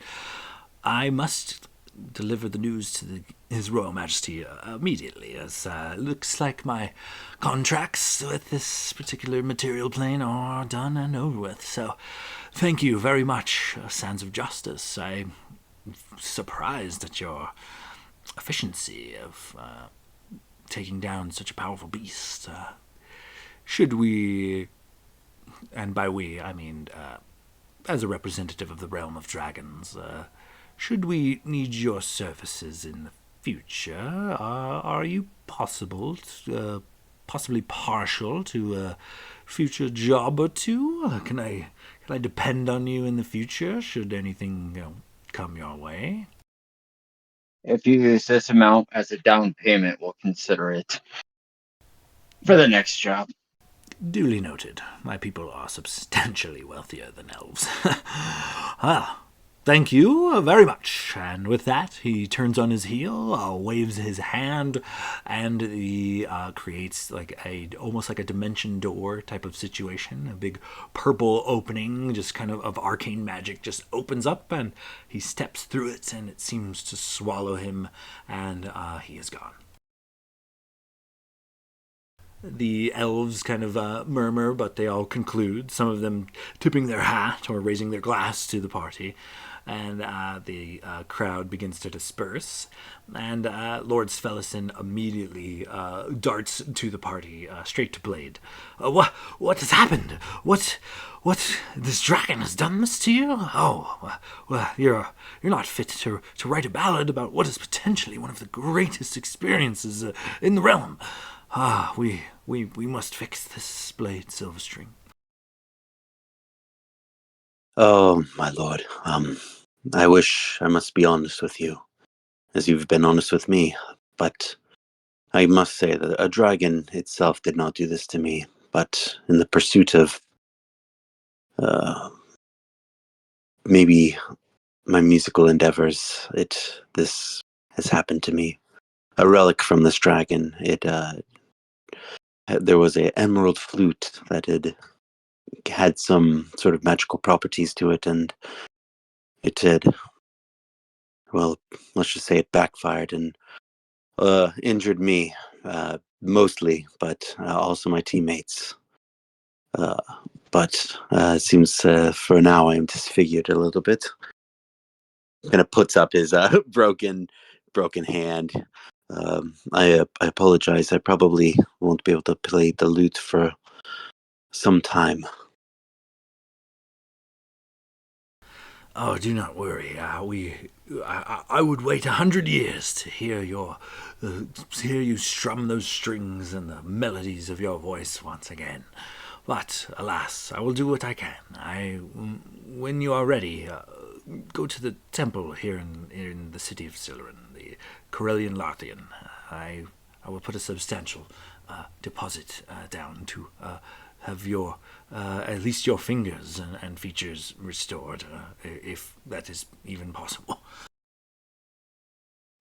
I thank you, my lord. And he'll kind of take a bow, and maybe turning around and reaching into his pack and pulling out this dragon tooth and be like, well, as promised, I did come back with this dragon tooth, and I was hoping that maybe you could maybe find some sort of artisan, someone to maybe uh, help me make this lute that I talked about, joining it with this other instrument that I have, and he'll pull out his dragon tooth flute as well, presenting it to Svelison.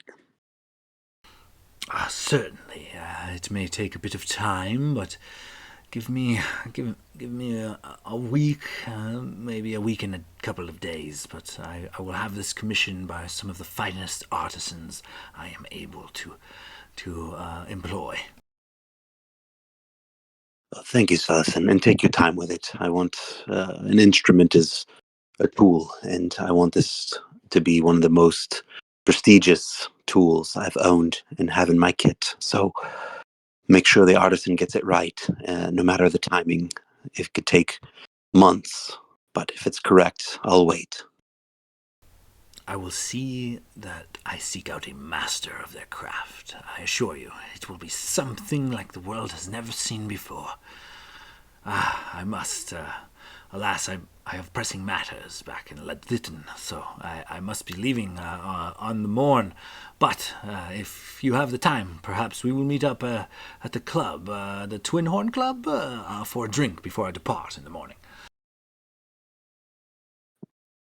I don't see why that couldn't be arranged. I just need maybe a little bit of sleep tonight, but called an early night, but I'm sure we can perhaps have a brew. Excellent. I'll look for you there. If not, no worries. I will send some messengers when we have crafted this instrument of yours. And he kind of fumbles his fingers over the dragon tooth and kind of inspects it. A bit of awe and wonder in his eye as this dragon tooth is roughly the at least one of the larger ones, is roughly the size of a short sword. So it's a pretty decent sized fang. Blade will just kind of, as he's leaving, kind of wink his eye at him and kind of go back to the group a little bit and seeing where they're going. He bows and takes his leave, takes your tooth with him. And soon the party finds themselves alone in this large kind of marble hall. How do you guys proceed from here? Well, I If think there's first we any- should go go ahead. find. First, we should go find somebody who could maybe heal Blade, and then go do some shopping. Yeah, is there a temple around close Yeah, by? the in the Elven district proper, in the city of Siluran, they worship Corellian Larthian, the god of elves, and he's got like a big silver crescent moon holy symbol. But yes, the temple is only a few doors away from the royal hall. As you guys kind of make your way there, you see someone you would recognize as like an employee or maybe like a servant of Svelison. Looks to be like exchanging hands with the priests. It looks like a hefty donation is being made in honor of the Sands of Justice. And as you guys approach, the messenger kind of points you out to the clergy, and several priests approach you. We have been informed you may or may not have a problem or two that our divine magics could heal. What seems to be your ailments, friend? And takes one look at Blade and he's like, "Oh, really? Ooh." Could have been a little more That. discreet. And Glader just pushes Blade to the front of the group. Yeah, as you can tell, he had a quite close encounter with something of the explosive variety. Yeah, it was a blast. I see. Well, you are of elven descendants, are you not? Elvish heritage? Do you worship Corellian Lothian?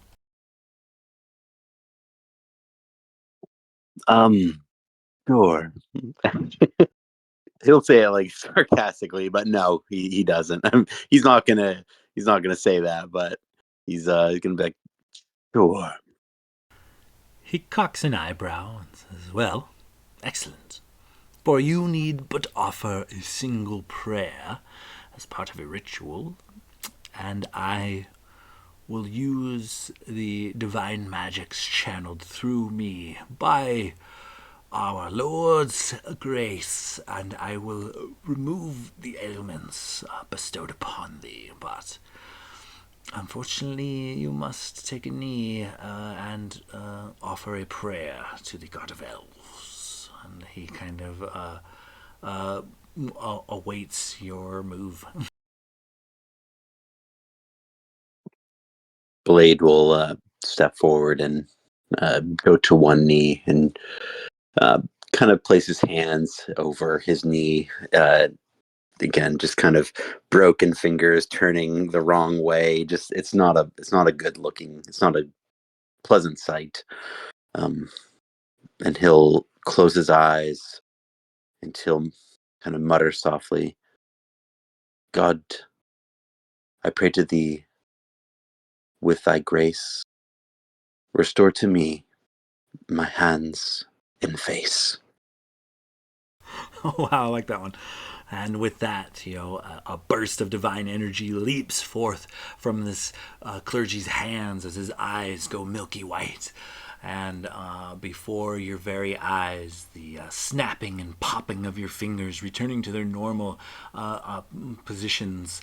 And before the rest of the party, you see Blade's face and teeth just slowly, this a large blemish, this large scar and missing chunk of his face essentially just kind of grows quickly, almost like like Wolverine's healing powers. All of the wounds freshly bestowed upon Blade, including his teeth, all quickly mend themselves. However, once the light flashes and everything is said and done, Blade, you do have a fresh, gnarly, well, not so visible, but if you know what you're looking for, or maybe someone's intimate or particularly close, Blade, you now have a scar traveling from from your lip up to your eye. I'll say it's on your left side, but it's pink. It is very healed, but essentially all 4 of your charisma points have been restored, but you do have a fancy new battle scar right on your face, 6-7 inches long probably. Gotcha. So going from my lip up to my eye on the left side. Correct. Blade will kind of stand up and kind of put his arms out and be like, well, shall we go to the tavern and see if we can find some women? I don't know. I don't see a difference. The priest rolls his eyes. Blasphemy. Please do your lusting in another establishment, if you don't mind. This is a holy place, after all. And I Blade will meet you guys at the club. I need to go find an artisan. Blade will not to not give recognition to the priest and is the ones there that healed him. He'll give turn and be like, oh, it's because of you I can do this, and then we'll just go over and give him a huge hug. Yeah. He returns it awkwardly. Yes, go in peace, my child. Thank you, my priest. And then kiss him on the cheek and then make his way. Okay, as the party makes their way out, go ahead, Gladier. I was gonna say, I think Glader would go with Locris to find an artisan or armorer. But other than that, yeah, that's it. Yeah, Logos would too. Yeah, I'm looking to commission some specialty stuff, so I think we're all kind of the same mindset. Okay, for sure. You guys make your way into the inner market area, and these bougie, high elven artisans and smiths are some of the best that Daanal Wisech has to offer. So, what are you guys looking to acquire / offload? Locris is going to look for a sculptor. Like a statue sculptor. So, yeah, what I want to do is I want to take a dragon tooth and have it sculpted into a sword hilt with a dragon head where the pommel would be, and then combine that with the blacksmith to turn it into a functional sword that's more for looks. Okay, so a functional sword, but like a ceremonial blade rather than an actual weapon. Yeah, and he's going to do sort of the same thing with a scale, have it made to be a shield, non-enchanted, with a design on it, and then that way he could put them up in like his house. Okay, do you have any particular design in mind for the shield? A giant L for his family name, and just something he thinks looks cool and reminds him of what he would consider to be his own personal family crest, even though they don't have one. Okay, yeah, for sure. For both of these items to be commissioned, you're looking at about a time frame of 3 to 5 days, and you're looking at roughly 1,200 gold pieces per item. About 2,000 for both, and then just drop it off at my parents' house. Okay, go ahead and give me a persuasion check.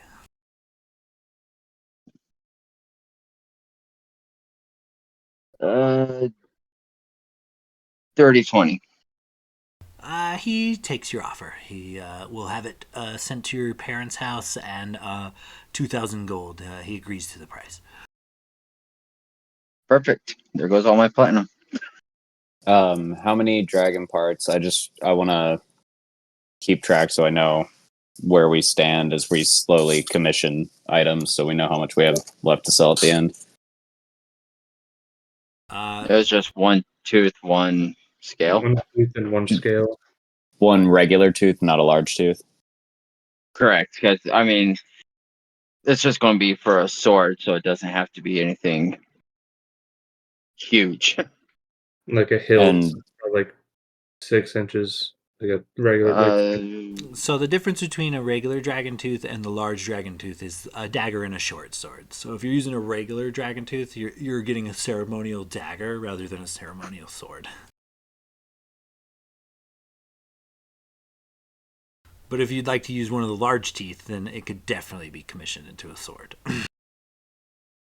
I figured the blade would just be regular metal. It's just for a hilt. Oh, Yeah. I misunderstood. I thought you had a fancy hilt with like the dragon tooth becoming like the blade.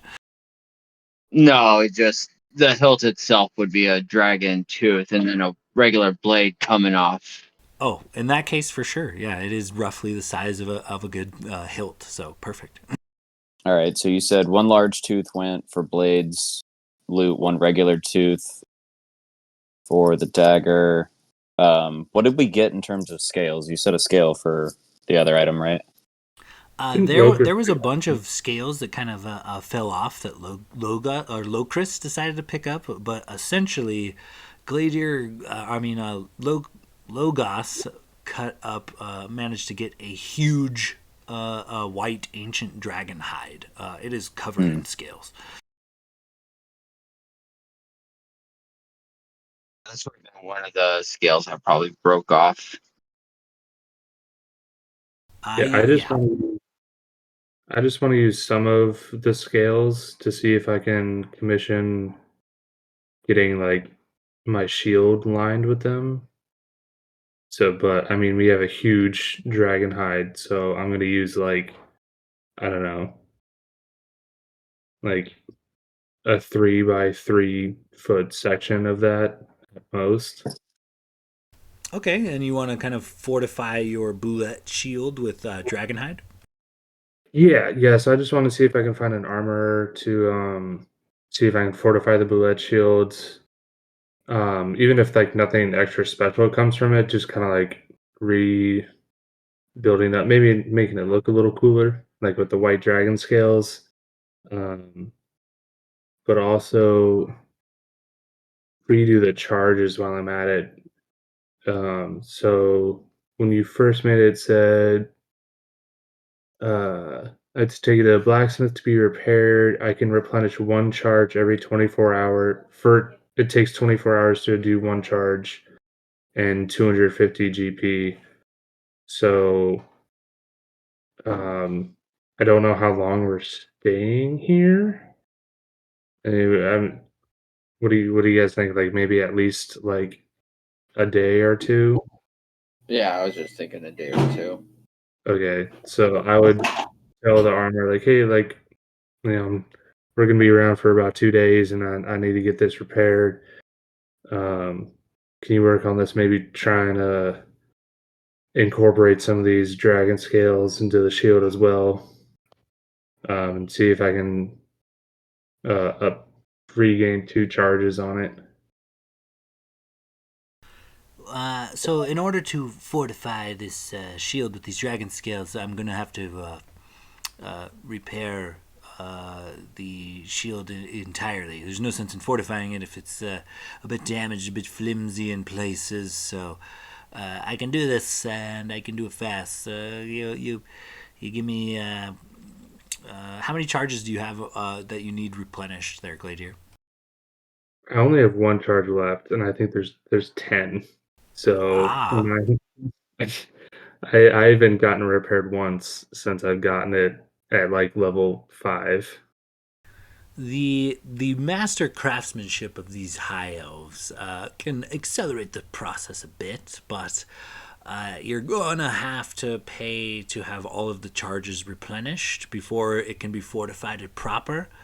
So on top of the charge for that, you're looking at probably about an additional 1,200 gold pieces to lay this dragon scale fortification into your shield, but they could have it done in as quickly as 3 days. You guys mind stick around for an extra day so I can get my shield all done up nice and fancy? I think that'd be fine. I think we could all use a rest, and it sounds like we've all got a handful of projects that are going to take some time. Get spoiled by Locris's parents. Doesn't That's sound like a bad time. yeah, I mean that dinner your mom made the other night was just fantastic. So yeah, so I'll drop down. I'm gonna give him all 20. Well, if he'll take it, the 20 platinum ingots worth 200 platinum. Um, so that's two. Well, that's 2,000. That's 2,000 gold. Right? No, 20 platinum. Each platinum 20 platinum ingot is is 2,000 gold. right. Yep. Yeah, 200 platinum, 2,000 gold. So I'll give him that. How fucking math? Goddamn conversion rates. You said 1,200 gold. 1,200 for the initial fortification, but the fortifications cannot take place on a damaged shield. He will have to repair the charges as well. Oh, so 1,200 plus the cost for the charges, Correct. which what's 9 times 250? Jesus Christ. 9 times 250 is 2,250 plus 1,200 is 3,450 gold. I have 2,700 gold plus the platinum ingots, which is 200 platinum, which would be 2,000 gold. So I have 4,730. 4,730 minus. Oh, what was that?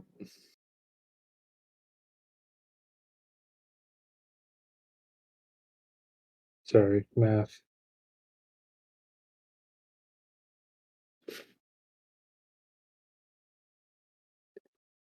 Okay, so I have 1,450. Okay, yeah, I'm just gonna do that. So it's um 3,450 total, 3,450 gold total. So I will drop a combination of 20 platinum ingots and the rest in gold down onto the counter, and you know bring the blacksmith over and kind of like help him figure out how much scales I need to cut off of the hide, and drop that off with him too. Okay, yeah, for sure. And he happily takes your coin and gets to work. All right. Yeah, Glader walks back and joins the rest of the group with a considerably lighter purse.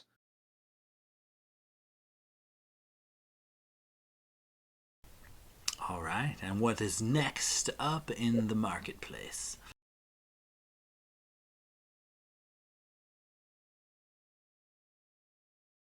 Logus, you want to take the next one, and I'll go after you.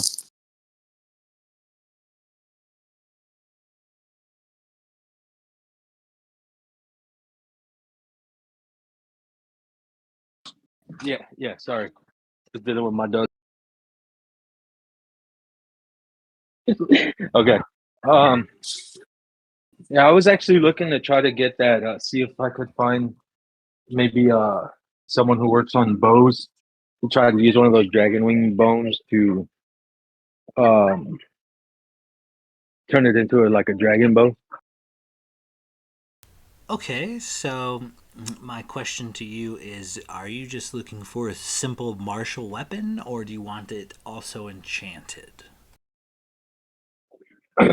Well, depending on the prices, I was gonna look to get it made and then possibly enchanting it later on if it's too expensive. I guess I'll look to see if how much is it to do the full like shebang right now. Just to make the bow, not no enchantments, just to turn the dragon bone into an actual usable bow, something to be used in war or combat. You're looking at about 1,200 gold pieces. If you want to place an enchantment or two on that, it depends on kind of what you're going for, but a +1 bow is going to cost you an extra grand, and a +2 bow is going to cost you an extra 1,800.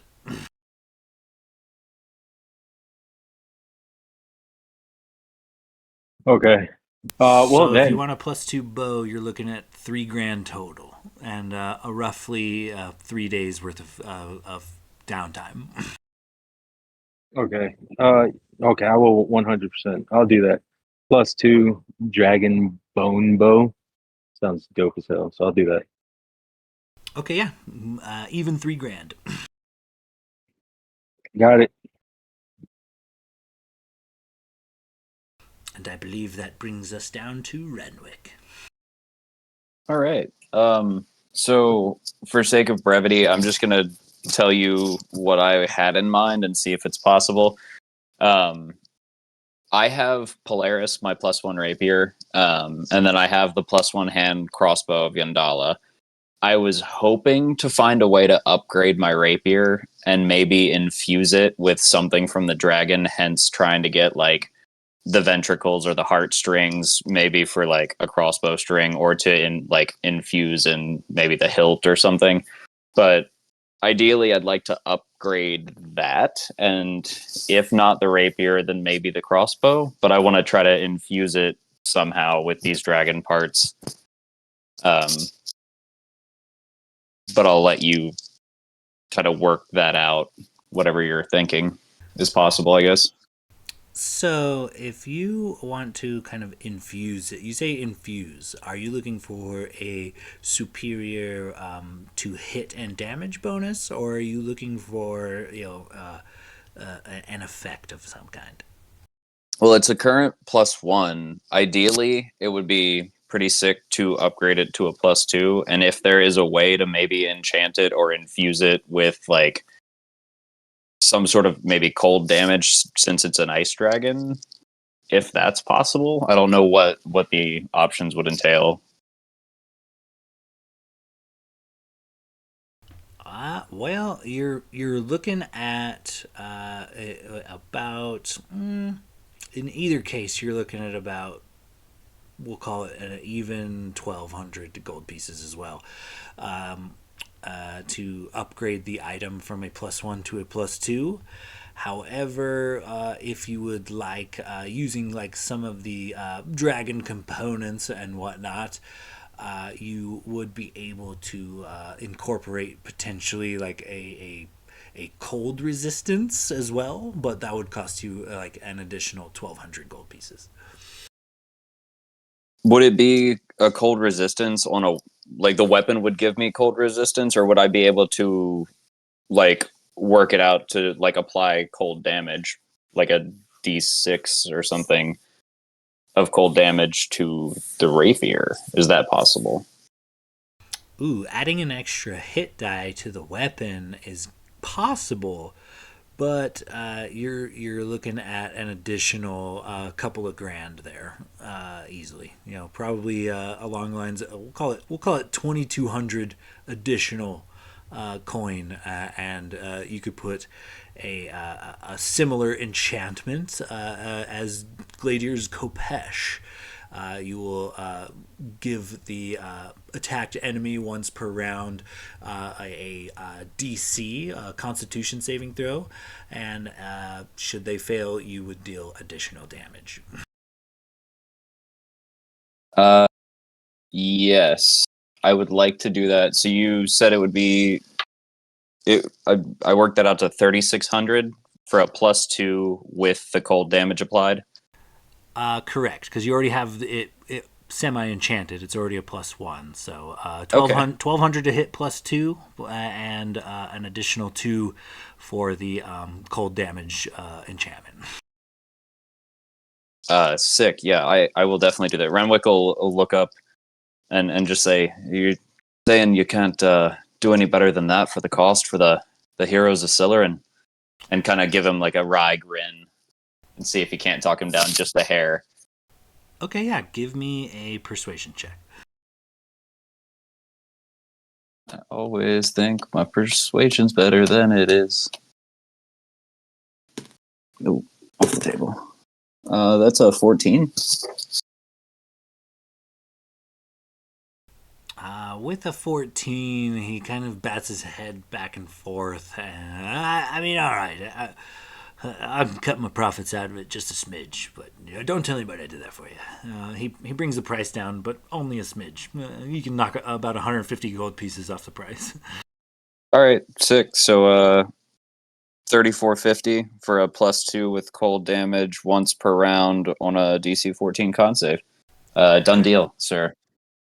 Sick. So, as you guys kind of lighten your coin purses in this marketplace, many clamoring elves kind of look to you lot, hoping to convince you to buy and or sell some wares. Is there anything else you guys need to do?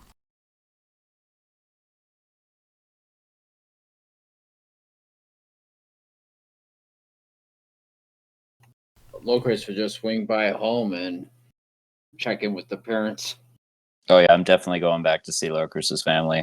Sean, what dragon parts do you want me to take away for that blade real quick, just so I know what we can try to sell before we leave town? We can deal with that some other time, because I know it's a lot of shopping and looting this episode. Let's call it 3 vials of dragon blood. Heard. Okay, as you guys kind of make your way back towards the Tiefling district, there is, it looks to be like some sort of like almost like a parade, but not. It's like a vigil. There's a lot of flower wreaths and some sobbing relatives, but as you guys kind of make your way back to the Levistian family home,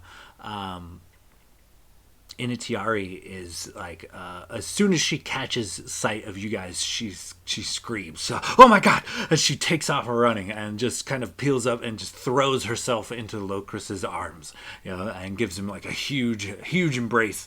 And she's just kind of panicked. I thought they said only 9 come back, and then you guys weren't here, and I was just freaking out. I don't know what to do. And she just starts bawling, Well, I told you we'd be back. She kind of briefly kind of looks you in the face and then embraces you again, and says, you had me worried. I was praying to gods that I don't even necessarily believe in. She kind of takes a moment to compose herself. Well, tell me all about it. Let's go. Let's get off the street. And she kind of almost she just kind of like hooks your arm at the elbow, Locris, and walks you into your family home. As you guys kind of enter, you notice that Dardros is sitting down, having a glass of whiskey with a high elf that you guys do not recognize. He's garbed in this like green and brown kind of gold embroidered sort of like a fancy tunic, and Dardros and him seem to be having a conversation over several pieces of parchment that are splayed on the table. As you approach, the elf stands and bows. Ah, the sands of justice, it is a pleasure. I'm sure. The We're room not I interrupting choose. anything, are we? No, I was just finishing some plans. And Dardros is like kind of looking over the papers. Says, "Yeah, well, I got a few things to do, as you could see." He gestures to the party and Locris. But you got yourself a deal. We'll get her done. And he holds his hand out, and the high elf shakes Dardros' hand, and he nods. And yes, I'm sure you've got a bit of catching up. Excuse me. And on his way out the door, he bows to Initiari and also to the party. And he makes his way out of the house, leaving just the party and Locris's parents. And Dardros kind of looks to you all and says, well, Gladier in particular, I do believe, well, I'm pretty sure I owe you a drink, my friend. And he smiles ear to ear and pours a glass of whiskey and slides it over to Gladier, and he looks back to Locris. I knew you were too keen to be taken down by a big old lizard. Give me the details. I want to know it all. These guys, they commissioned me for some work. Go figure. Might help to know the tale a little bit for some of the details. Well, tell me everything. What do you know? Well, first of all, awesome on the work. And then I figure we'll sit around, get drunk, and tell stories of the vanquishing. Him and your mother just eat it up. They're on the edge of their seat, taking in every word. And Dardos is not shy with the whiskey. He pours everybody a bit, and even Inatiari takes a shot or two to kind of calm her nerves. And she's kind of flitting and fussing with everyone, and immediately tries to make herself helpful. You guys need some, should I throw some meat on the grill, or how did your guys' packs hold up? Are your coats okay? Do you guys need anything at all? She kind of looks over at Blade, and she's like, "Oh, that looks like a pretty clean cut there. It's already healed. You need some aloe or something?" And she just kind of just tries to make herself useful to the party. Yes, I'll take some aloe. Your jackets did a fantastic job. I didn't shiver one bit. I mean, I've been living in the desert for past 5 years, and so I'm not quite accustomed to the cold. But you know, your jackets and your fine tailoring work, I didn't shiver one bit. Excellent. I was terribly worried, and she kind of sighs relief as she produces a small wooden bowl with a bit of ointment in it for Blade's freshly healed scar.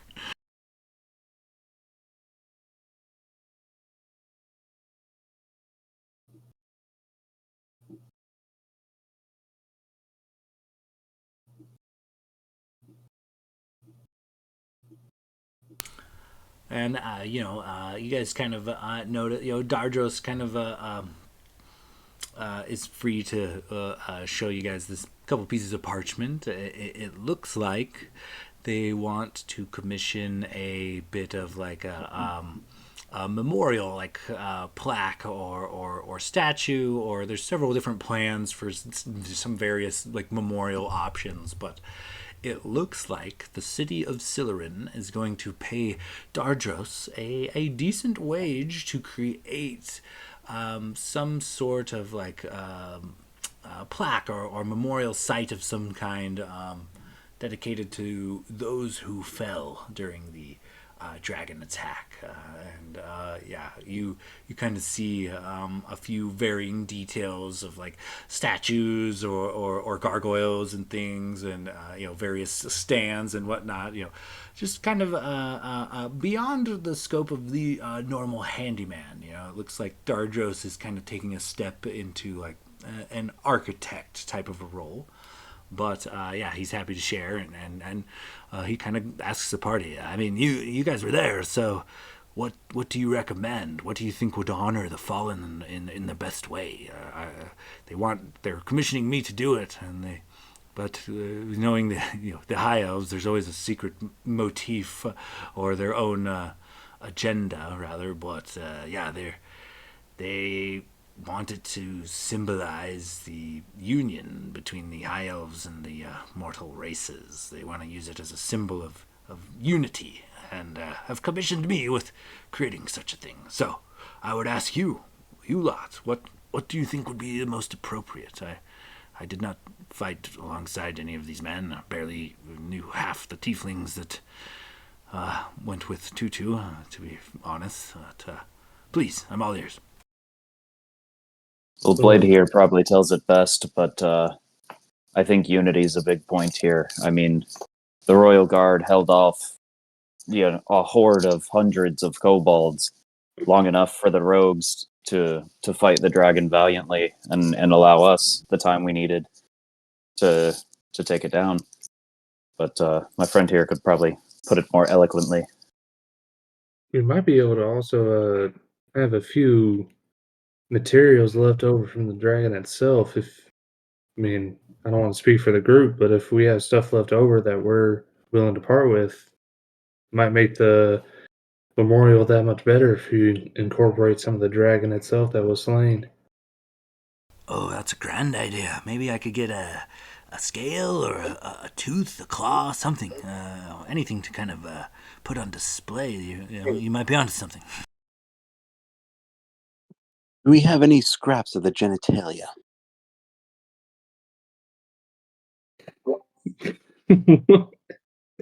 Just put its balls up there. There we go.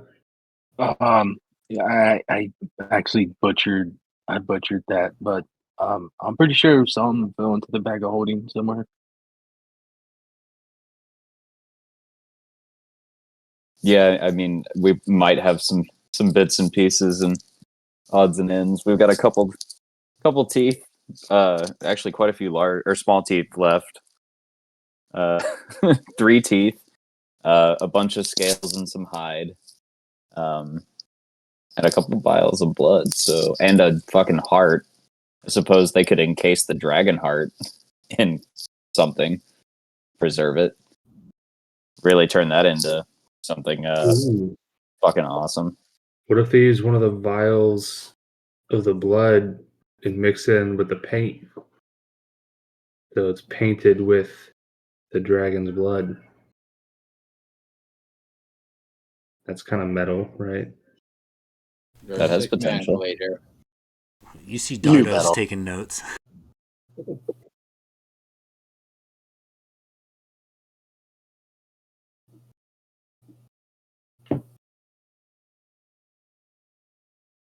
All right, get some dinner. Go to the bar. Yeah, I think Blade has a date there that we need to get to. Oh, you heard that?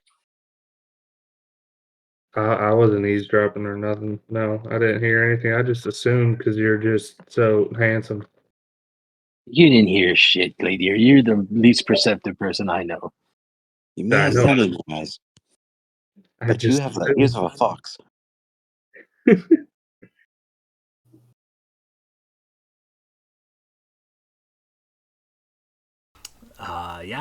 Inatiari and Dardos, it's late afternoon at this point. And she said, well, if you lot are going to go off a drinking proper, I'll get something going here.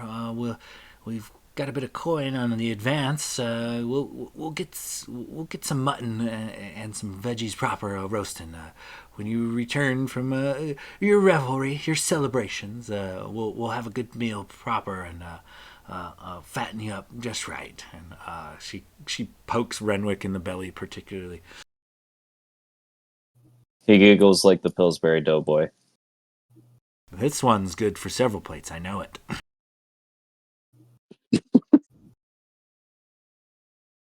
You coming along, Pop? Wouldn't miss it for the world. I got, he kind of looks at Inachari and kind of shrugs, like, what? My hands are tied. And she rolls her eyes and says, go and have your fun. I'll be here. I'll remember this, Starjos. He kind of looks kind of concerned for a bit, and a little shudder goes down his back. He's like, all right, boy, let's get the hell out of here.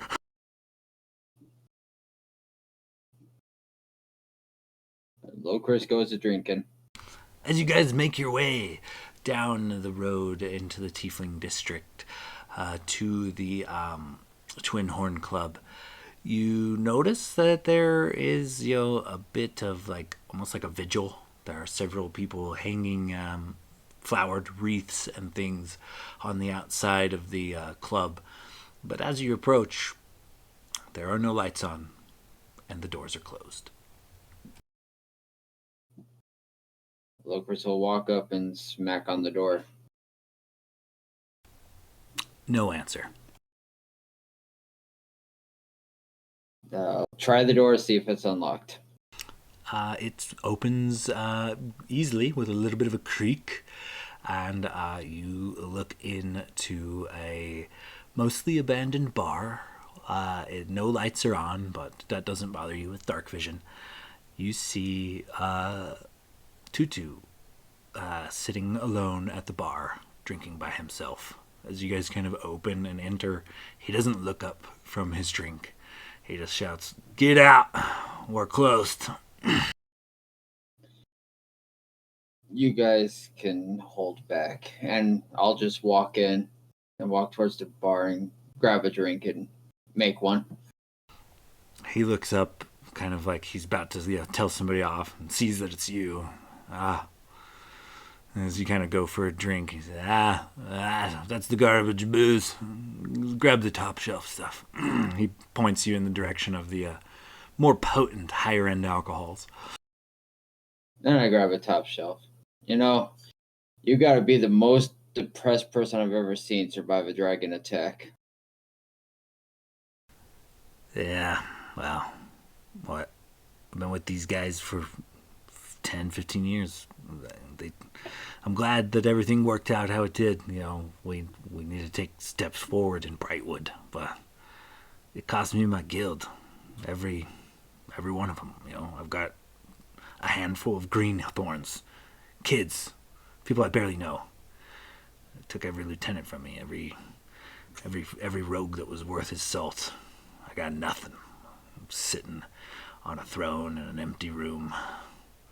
Nothing but booze and fucking children. Children. What am I gonna do? March them into the lair of a dragon too? He takes a big shot. This did not work out for me at all. I would have rather rotted in the dungeons for a decade.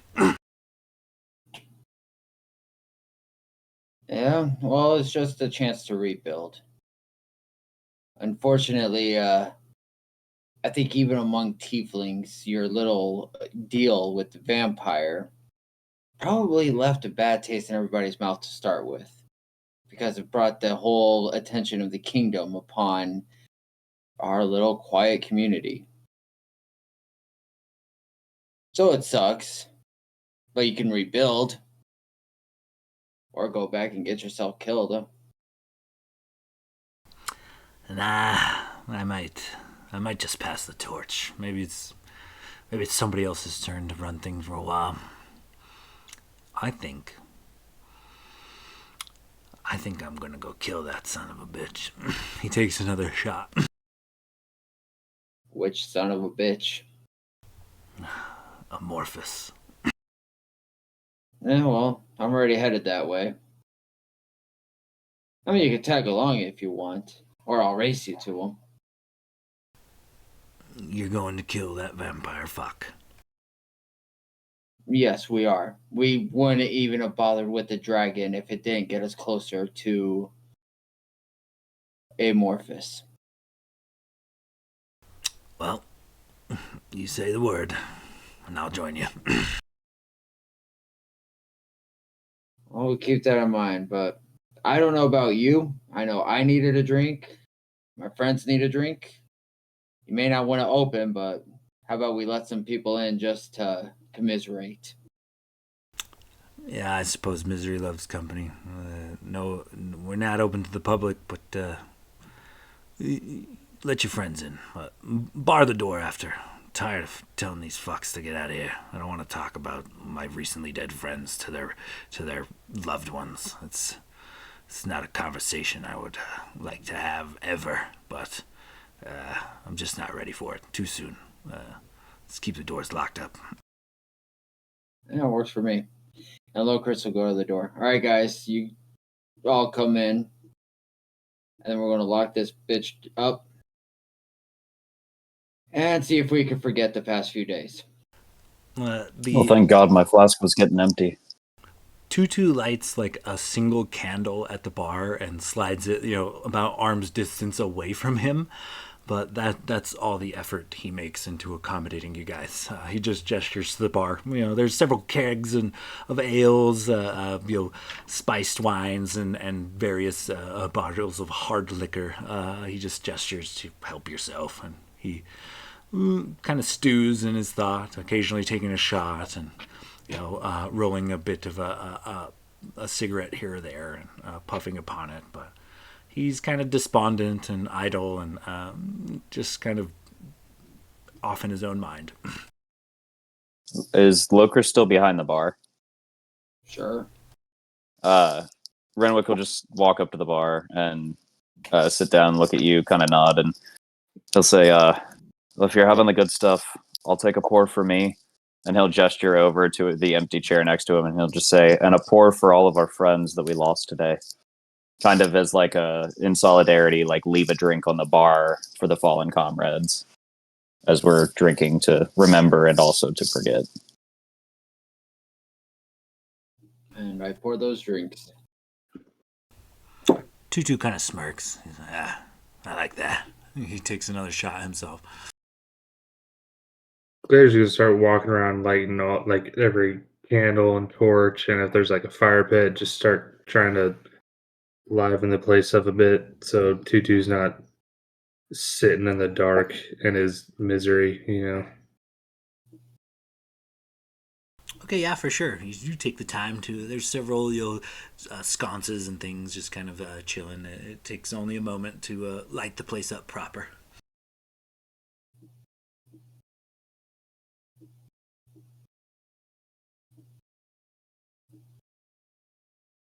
Well, Dardos kind of makes his way over. He doesn't say anything to Tutu, but he puts his hand on his shoulder, and Tutu, kind of despondent, doesn't like look to him or register, but he clasps his hand for a brief moment. They have just a few seconds of respect and solidarity, and then Dardos makes his way. Pours himself a nice tall glass of whiskey and sits down next to Locris and just kind of ponders. So, what are your plans now, kiddo? I don't imagine Dragon Slayers will be hanging out at their parents' house for the next couple of months. Your mom would love that. You know that, right? Well, I know she would, but we're still on the trail that brought us here in the first place, so we can't delay for too long. I understand. Well, wherever your ventures lead you next, I wish you the best of luck. And he raises a glass of whiskey to you. Thank you. And here's a toast to those we lost. They died Cheers. one hell of a valiant death, one that they could be proud of and their families could be proud of.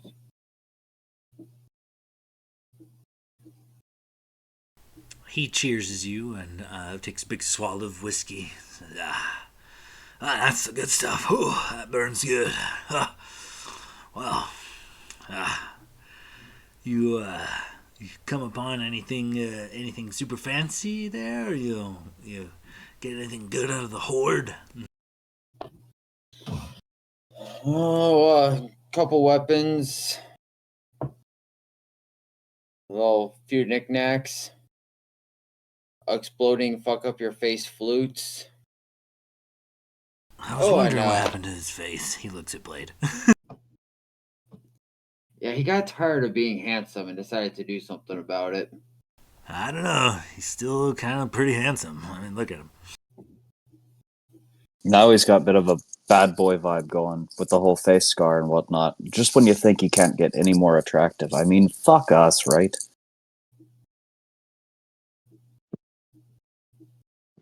It's a blessing. What can I say?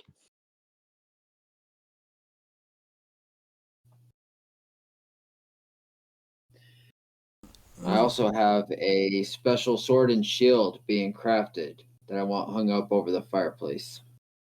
Oh, excellent! Of course. Any thing I need to know about? I heard magic items are one thing, but so are curses. So we're all good there. Well, I think the only curse we really came across is the exploding flute. I haven't seen or heard anything else. Ah, excellent then. Would be happy to hang it above the mantle as some trophies. Maybe we could, potentially talk about some ventures with some grandchildren one day. And he kind of gives you a good stiff elbow to the ribs. I think I'd fight a dragon again first. They're nicer. He laughs and takes a big sip off his whiskey.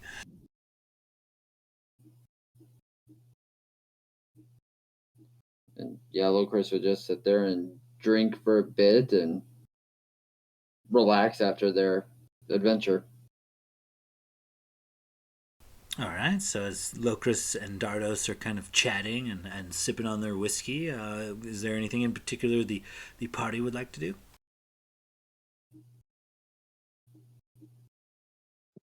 I would imagine Blade, while he's kind of enjoying the company and the downtime, is also maybe kind of near the door of the tavern, kind of remembering Svelicin and meeting him for a beverage potentially, um, kind of pondering that.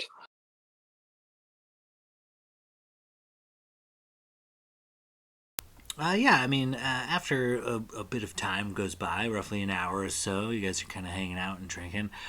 You do, several people try the door, really, but most kind of turn away after it is, seen to be locked. But one person in particular, tries the door, and then quickly thereafter, you see, Svelicin kind of his face pressed up against the window with his, cupped by his hands as he tries to peer in what is mostly kind of a dirty, kind of grimy window. But he sees the lights on and he's looking in. He calls out like, "Hey, I can't get in. The door's locked. Anyone in there? Hello, hello." He knocks on the window. Oh my gosh, he's a foolish one. And Blade will kind of peek in through, the door and say, "Oh, it's you, Svelicin. Please come in, if you may." And look to the group. Tutu Well, I doesn't don't give a react. shit, but it's on my bar. Yeah, Tutu doesn't react. He takes a shot of whiskey and pours another glass and just is kind of despondently staring in the corner.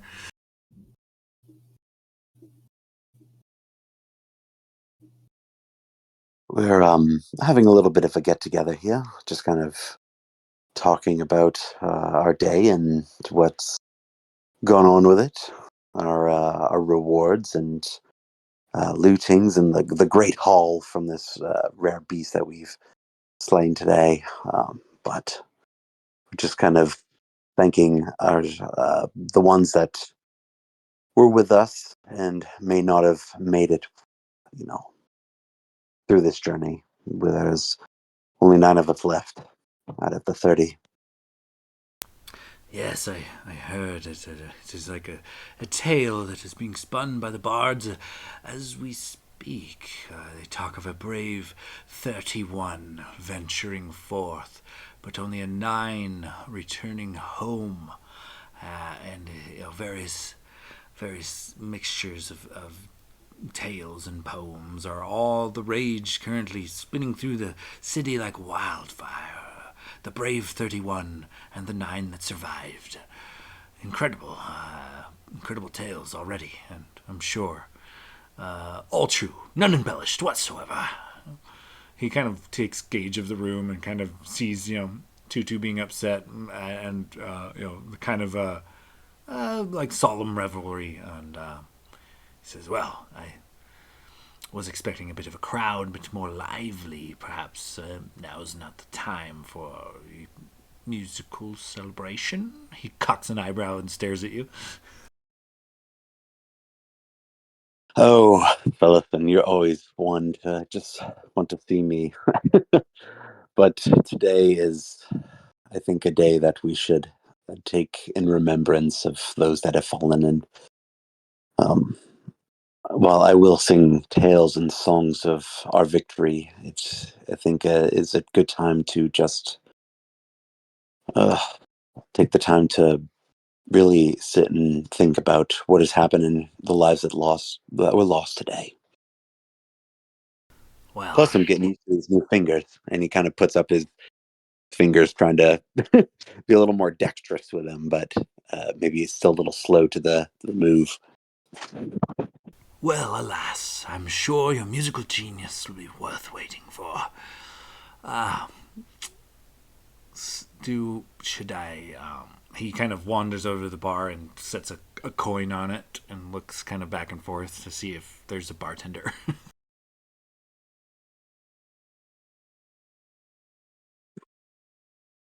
Blade, if no one steps up, Blade will go ahead and kind of go around the bar and grab a one of the higher tiered beverages and pour them out.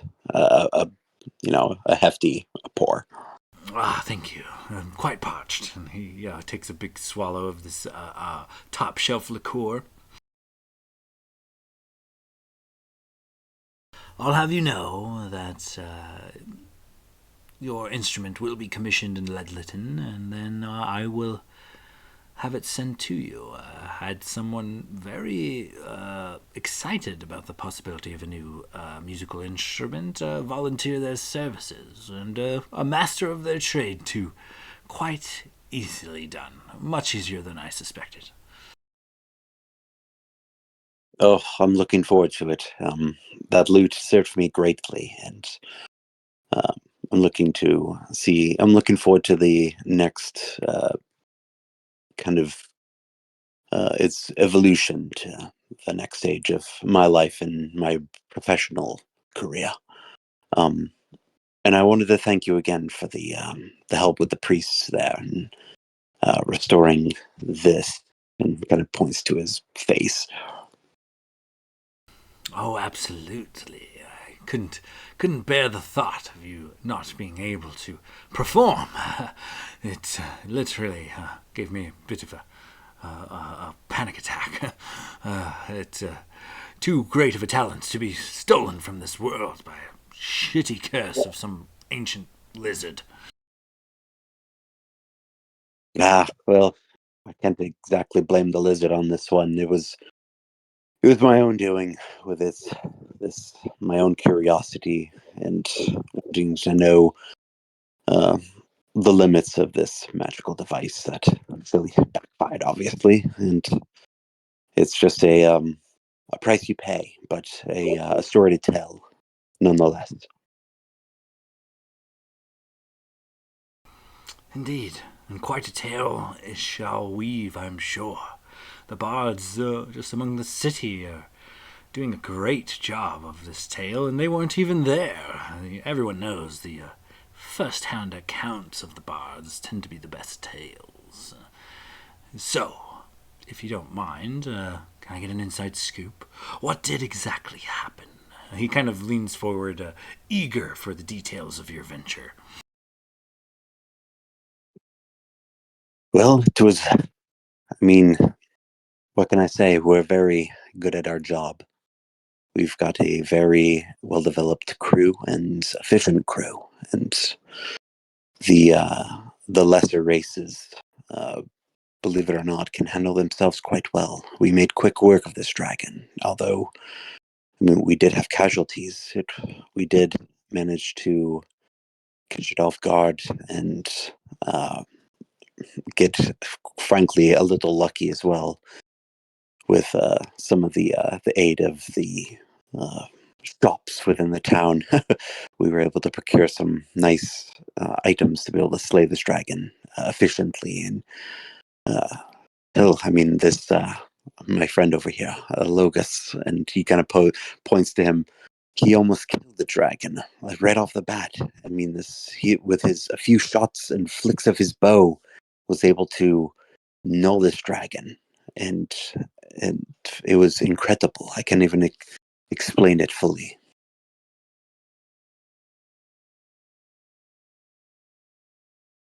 It sounds amazing. I'm sure you'll weave quite the tale. That ballad, maybe tip the scale and make you famous worldwide instead of just Brightwood. Oh yes, it'll not be just a mere town or Brightwood, but the world will soon know me, and I look forward to that.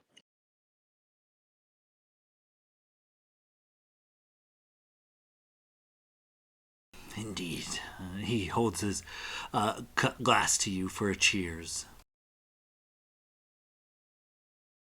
Blade will pour himself a hefty pour as well, and raise it to him, and just say, "For those that have fallen today, and going forward, that we will not let any sort of entity, regardless of it being a lizard, human, vampire, we are the ones that are in control of our fate," and will clink with his glass. He agrees. Here, here, and clinks your glass and takes another big swallow of whiskey. So as you guys kind of converse, an hour or so passes, drinking heavily and kind of in revelry. Is there anything in particular you guys would like to do at this point?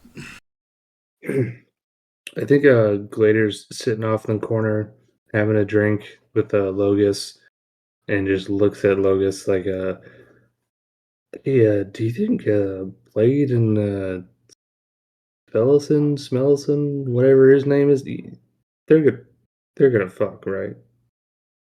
Like that it's not just me. They're 100% like they're gonna fuck. Glad I don't think that's any of our business. Oh, now you're getting all high and mighty and no, okay, whatever. Do you want to, I mean, you seem to take quite an interest in who Blade sleeps with. Are you jealous, perhaps? I'm not. I'm just living vicariously through my friends.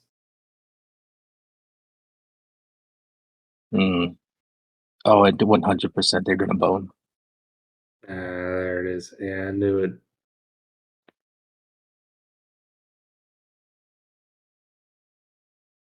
Oh man, yeah. He just sits back and just enjoys, relaxing, not being attacked by a dragon, and having a few top shelf drinks on Tutu. But I think he'd probably slip a few gold behind the counter.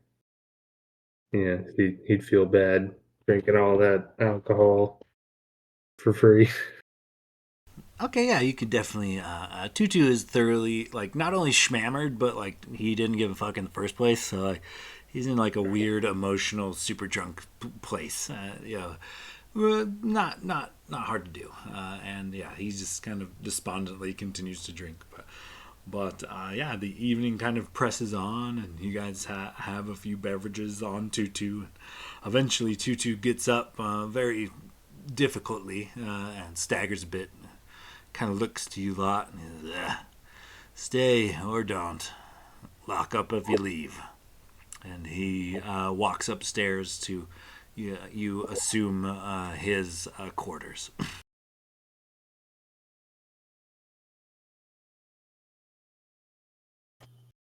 It's pretty dank here, and I'm sure dinner's almost ready. Let's just grab a couple bottles and head back to the house.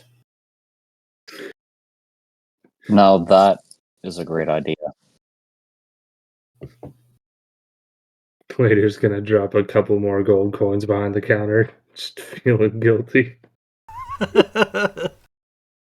Okay, yeah, you guys, you leave a couple of gold. Locris, you have choice of some fine bourbons, whiskeys, vodkas, tequilas, whichever you'd prefer to take with you.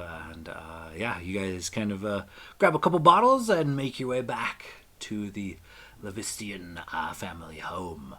Dardos is kind of red-faced and staggering a bit, deep in his cups. And as he opens the door, he's like, "Ah, my lovely wife!" And she just like rolls her eyes hard as she kind of accepts a drunken embrace from her husband, and she kind of shoulders him out the way with pans full of like hot food. But as you guys kind of enter, you realize that she has set you guys up with a spread. There is like it's almost overflowing on her kitchen table.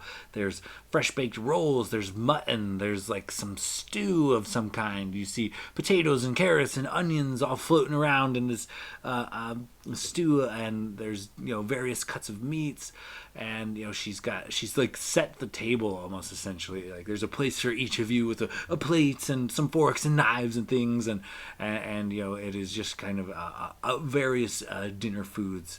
Heavily centered around this mutton, kind of like mutton stew, but there's a few other things, rolls and sides and steamed vegetables and things. But she kind of sets you guys up, and she's happy to like serve you guys. She kind of like insists that you guys all sit, and she basically takes the role of like a server. She's trying to refill your guys' drinks and bring you condiments, salt, pepper, etc. Like, she's just happy to kind of wait on you guys and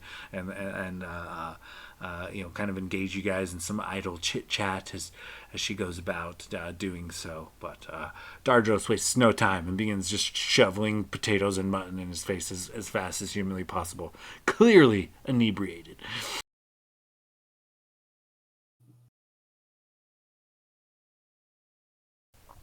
She looks to Renwick. "Hey, I put some extra down just for you.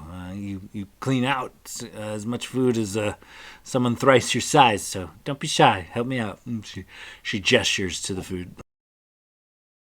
Oh, you're just so damn good to me. And he's just like drunkenly mowing down.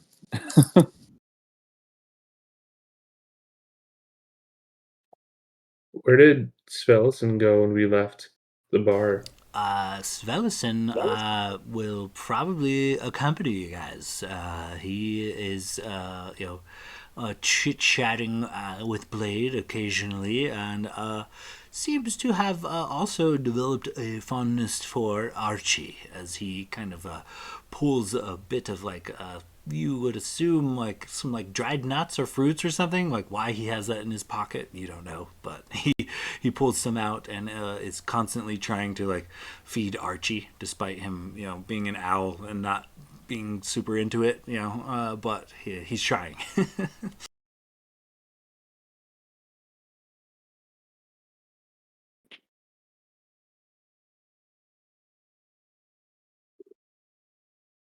And Glader's just shoveling food into his mouth and chilling.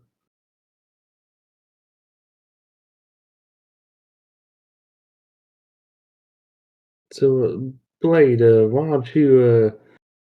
I know you don't have your new fancy loot yet, but why don't you play us a song? I'm sure Svel isn't over there, but I'd love to hear a new tune by the wonderful Blade Silverstring.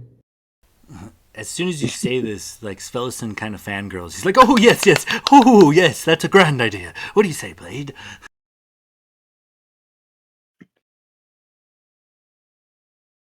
Well, I was hoping I would have a little more time to conjure this little bit of a rhyme, but I am sure I could come up with something.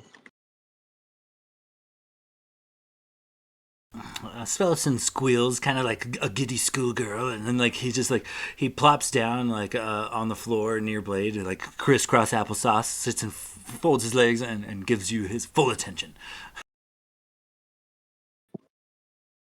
Blade will he'll go ahead and kind of since he commissioned out his dragon tooth lute, he'll pull out his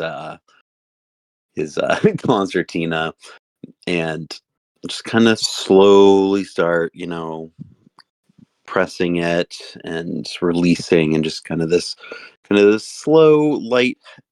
I don't even know what you'd call it. Just uh, kind of tune. This kind of, I don't even know what you'd call it, but he just kind of hums and goes.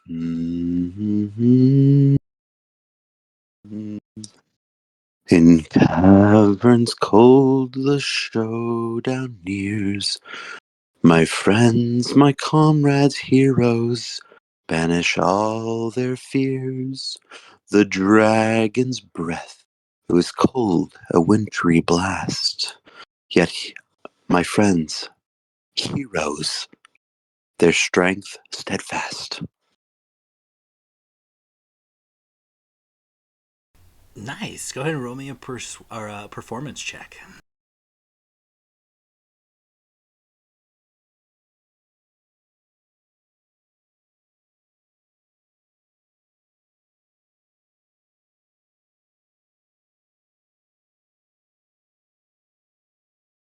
Yeah, 23. Still a pretty stunning performance, and with all of your party and in the room and general vicinity being pretty wasted, deep in their cups. They're just really feeling it. It's that effect of the music just really kind of sinks in, and Svelison, applauds vigorously after you conclude. Oh, bravo, bravo! And he is a little too excited almost about your performance, but nonetheless, he is cheers you quite loudly. Thank you. It was a little rough and unpolished, but I think it'll come along nicely in the weeks to come.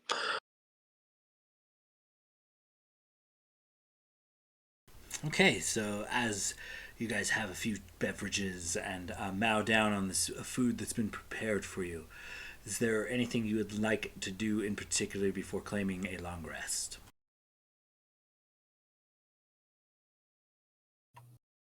Nope. Okay, so for the sake of brevity, we'll say the next 2 or 3 days are relatively uneventful. The Twin Horn Club does not reopen. But aside from that, it's just kind of the average day to day. Dardos kind of plans and maps some schematics of this potential monument that he's been tasked with creating. And Initiari is super excited to have you guys around. Offers to cook any meal you guys want. She's always ready to go. She wants you there for breakfast, lunch, and dinner, but doesn't quite demand it, but is ready and prepared to serve you guys at any point, and happy to do so. But over the next few days, your commissioned items do eventually slowly find their way to the Vistian family household, and you guys take the time to just kind of relax and enjoy yourselves over the next 2 or 3 days. Is there anything in this downtime that you guys would like to do in particularly before getting your items and things?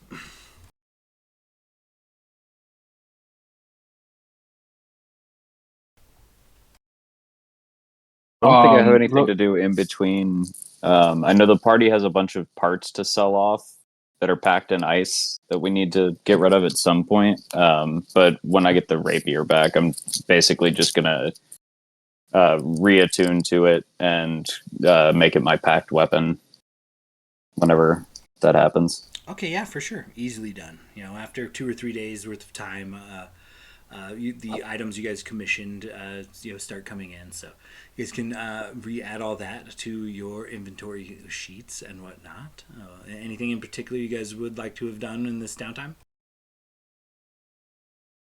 I think Glader's gonna spend the next couple days, um, in his spare time, find like just going off into like a field and setting up like a I don't know, like a tree stump or something, and just start practicing with his blunderbuss, and trying to get some extra time in familiarizing himself with that weapon.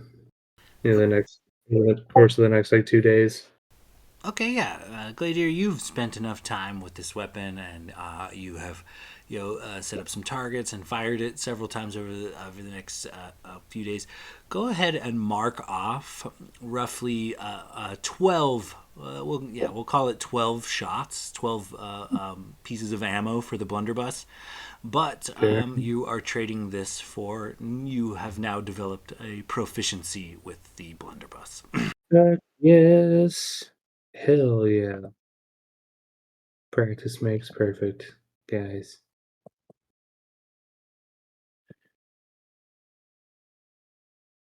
Sweet.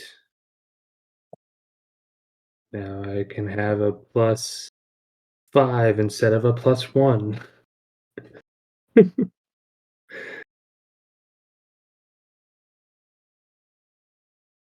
Fuck yeah. All right, so after 2 or 3 days of kind of downtime, relaxing, maybe stuffing your faces and sticking to some strong drink, how does the party proceed from here? Once you guys have collected your items and refreshed yourself for a few days, you would note that it was by royal decree declared that you could be taken to Macadamilect Academy via royal carriage, should you guys desire. But also, you could travel to anywhere else on foot. So it's kind of just up to you guys. Where do you want to go? How do you want to proceed?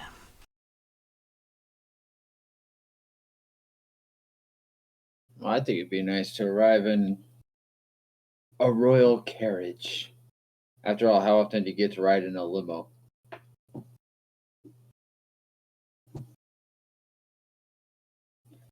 I think it's time we get going on that. Oh, you'd lot know me. I like to travel in style. So royal carriage sounds pretty great to me.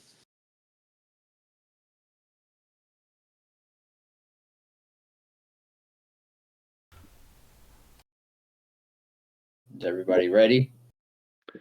Yeah, man. I got my shield back. Looking all nice and fancy with the added dragon scales. I'm good to go. Hey, Sean, just to clarify, the Dragon Bow bone is purely like an aesthetic look, right? Just to make it look more cool. Yeah, the dragon bone bow. It comes back to you, and it's not even in the shape of a dragon bone anymore. Like they have whittled it almost like as if it was a piece of ivory, and you have like this beautiful, intricately made bow that has various symbols across it, and elven runes that things like peace and justice and different symbols in it there. But one thing you also take note of is in your beautiful dragon bone bow. The symbol for the Sands of Justice has also been emblazoned upon it, and along with your family name, Nightbreeze. Oh, hell yeah. All right. Love it.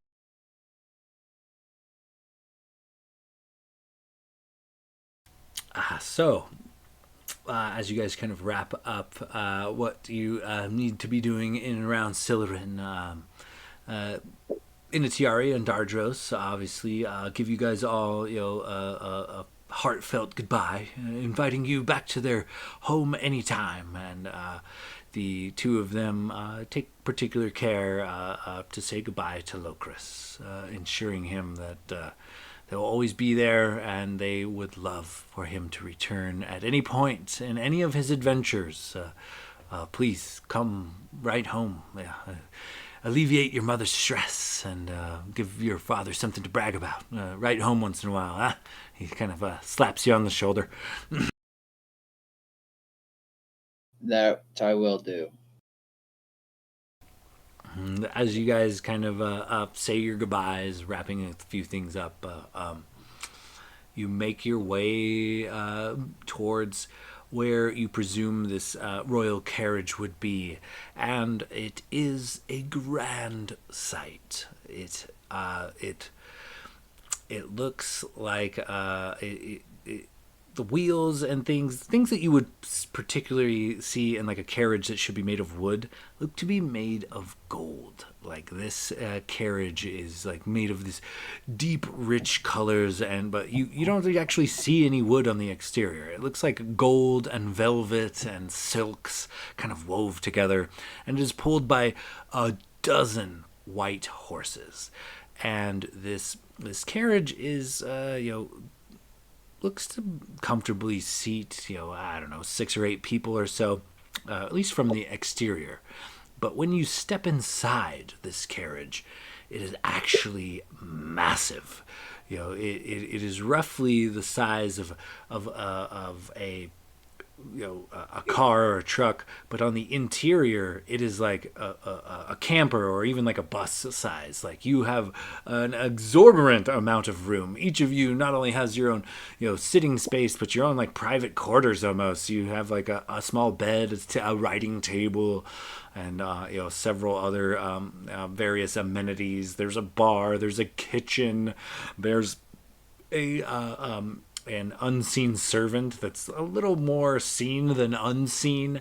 A bit like a smoky, wispy mist kind of travels the cab, and not only prepares a meal for you occasionally, but passes out maybe some snacks and some beverages as well upon request.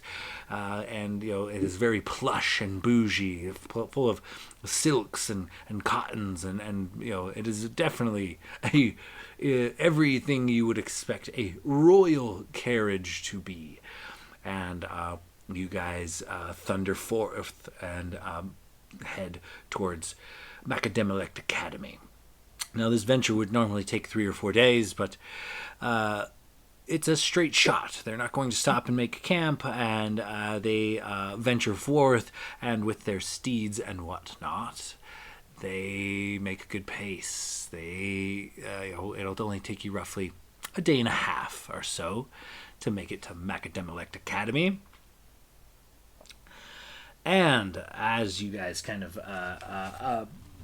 head that way, as you arrive, you arrive to like this large gated community. You travel through the night and through the forest at a very rapid pace. But as you kind of arrive at this large gated community, this white wooden picket fence seems to surround the entire exterior of this academy grounds. And a slight shimmer can be seen coming off of this magical this fence, and it occasionally reveals like a magical protective dome of energy that entirely covers the academy grounds. It flickers a bit here and there, not entirely visible, but occasionally as it surges and flows, kind of like water. As you approach this barrier, your driver shouts a command word, and the chariot and these horses pass through unharmed. As you approach the structures on this academy grounds proper, you see before you a couple dozen large manors with well-manicured lawns laid out in neat rows. Upon further inspection, Each of these houses represents a branch of knowledge that students can specialize in. There is a house or manor dedicated to each of the schools of magic, but also things like the house of gardening, the house of blacksmithing, woodworking, architecture, fencing, and more. And you are led via chariot through these rows and columns of well-manicured lawns and manors and things to what is seen and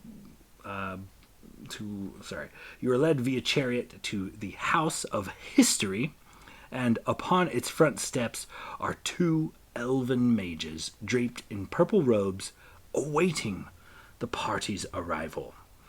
As you kind of step out of the carriage, these mages make their way down the steps and greet the party. Hello, we have been told to expect the Sands of Justice. We have been informed that you are seeking passage to the Underdark for whatever reason. Are you prepared to make this venture? We can get things started as soon as you are ready. Yes, we are ready. Excellent. Follow me. These two mages lead. They greet the party and escort them within. Inside appears to be like a great library. Many floors, many wings, dedicated to rows upon rows of bookshelves, floor to ceiling. Several artifacts on display in various areas give like a real museum type of vibe. And it's over to one of these displays that the mages take you to. A pair of royal guards flank the display and are waved off, dismissed by the mages as you approach. The display at first looks like an ancient building crane, something used for construction eons ago, in a less civilized time. After one mage places a glowing gem into a slot and mutters some arcane words, and the other produces this metallic rod and jams it into some nearby metallic gears, and it then acts as a lever, and he pulls it. This machine jumps to life with a buzz and whir.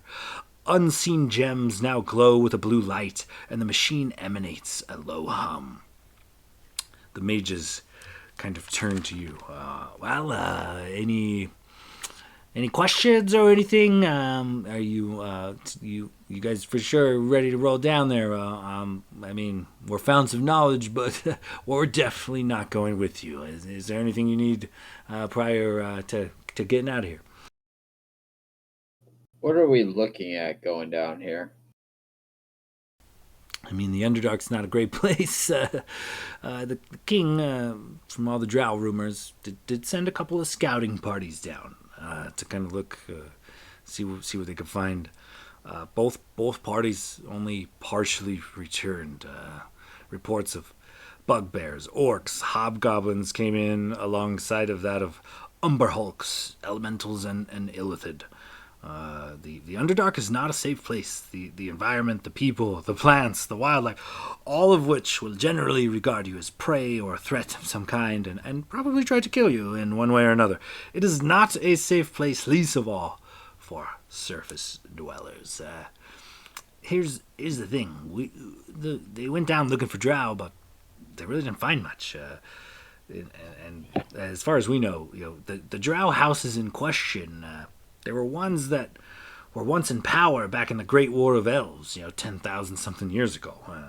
They were destroyed and defeated back then. So if any survived, drow culture would dictate that they run and hide, perhaps rejoin another drow society far away as houseless rogues, redonning a name, even a noble name, but one that has failed the drow goddess Loth, is not only uncouth, but a death sentence in their culture. Accepting defeat or admitting you failed is not an option. Doing so would mean you have fallen from Loth's favor. Loth is not a merciful or benevolent goddess. Falling from her favor only guarantees her malevolence, and has sealed the fate of not many, but most of her followers. So why the sudden return of these once bested noble drow houses? We have no clue. that is quite a mystery. You should keep your guard up and be ready for just about anything. Perfect. All right. Gladiator, you have vision. You have your glasses. Oh yeah, man, I always got these goggles on me. Uh, I don't see too well in dark, so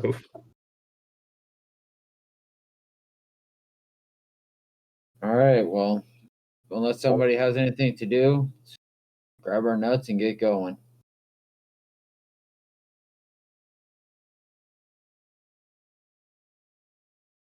Low crystal, charge forward. Okay, and like I said, it's kind of this machine, this contraption is kind of like set up like a crane, and the mages direct you to this small wooden platform that looks like it raises and lowers, and you kind of the party steps upon it. And as you guys kind of step upon it, it seems like almost like a bubble appears around this crane, this little platform you guys are on, and the chain that is holding this crane turns like a light blue at first, and then just ethereal entirely, a see-through chain, if you will. And as you guys step onto the platform, is well. It's roughly about just a bit north of 30 hours or so. So hold on tight. And as you guys stand on this crane platform surrounded by this magical bubble, they pull the lever, and you guys begin to descend. But it's standing on like stone floor, and as you guys descend, the floor, even though made of stone, seems to move around this bubble. And as this crane is lowered, you guys are lowered directly into the earth. There is no shaft. There is no, in or out easy access. The bubble you guys are inside seems to move the earth around it, and you guys begin descending on this roughly 10 foot by 10 foot platform. Not a whole lot more other than standing and sitting space for the party. But as you kind of descend, cutting through rock and stone and various layers of earth, you guys descend this way, passing through the earth just around the outside of the bubble for hours, what seems several hours, roughly 12 hours of descending down this through this like magical contraption. And then suddenly, without warning, everything falls away. The walls, the ceiling, the floor, all gone, replaced by utter darkness. Only the platform and the ethereal chain can be seen. In every direction, as far as you can see, there is nothing but darkness. And it continues that way for over a day. And it takes 12 hours or so descending through the crust of the earth to get to this point. And from that point of utter darkness in all directions, it takes an additional 24 hours to descend this platform to your current destination. And as you guys kind of travel through the darkness on this swaying platform, no sounds, no light. And you do notice that the temperature seems to not only kind of rise this deep, it's a little warmer than it is in a bright summer day in the forest, but also you notice that the air is like stagnant almost, like unmoving. It's very humid. It seems to stick to you. And as you guys kind of descend through the darkness, this platform eventually touches down, and you guys have officially descended into the Underdark. And in every direction, as this platform finally comes to a rest, you see piles upon piles of dull gray stones. Some piles, only a foot high. Others, it's the same height as a several-story building.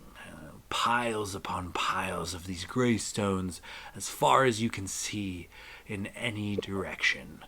And I think that is where we're going to have to end our tale for the time, fellas. So, anything you guys would like to do in your downtime? It does take roughly 36 hours of travel straight down to get into the Underdark. Is there anything you guys would like to do or prepare on your travel before calling the session for the evening? Locris would have carved a cloud rune into his shield strap and a fire rune into his pendant based upon the giant language for the attributes those give. Okay, yeah, sweet. Very cool.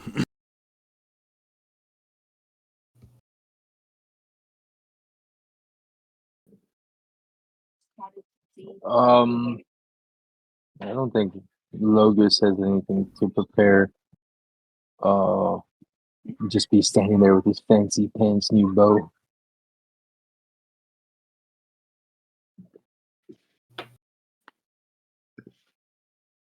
I think Renwick, reattunes to his old faithful, his newly upgraded rapier that he got from his dad originally, and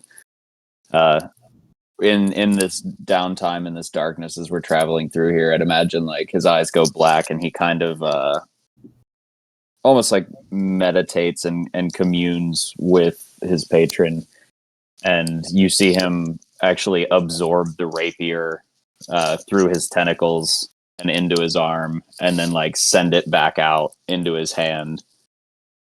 And just kind of like playing around with this, almost like this new ability he's tapped into. Just kind of getting the feel for it again, getting the balance for the rapier since he's been using the trident for a while. Okay, yeah, for sure. I think Gladiator's probably just get himself sorted.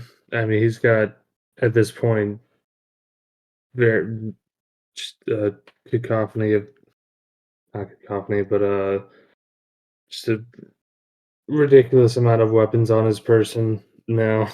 Um, I think he's just getting himself organized. He's got his shield back up to full strength with the newly adorned white dragon scales. He's got the couple javelins across his back with the yanking chained ones they stole from the bugbears. His +2 long sword, kind of crisscrossed with the javelins, and then his new Kopesh on his hip. So he's just kind of like getting himself all nice and organized, making sure everything's all tight and ready to go for this adventure into the darkness. Okay, and with that, Gladiator, we will say the upgrades to your shield, the dragon hide reinforcement, now provides you with 15 charges instead of 10. Hey, fuck yeah. All right.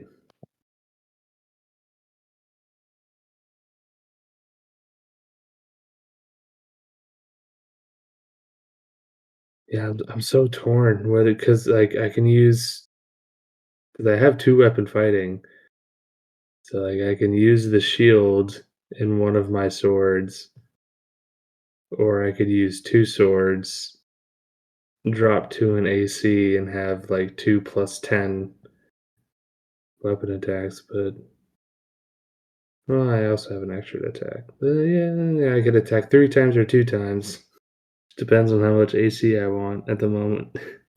Given your proclivity for almost dying, the AC might be the way to go. Yeah. I mean, you are kind of our meat shield. I take a little bit of heat off, but not much. That's Yeah, as a tank, you want really high AC, and that way you're distracting them for us to do the damage. Yeah, dude. If you go down, how am I gonna be able to work peacefully? Yeah. No, with my shield, I have a 21 AC. So,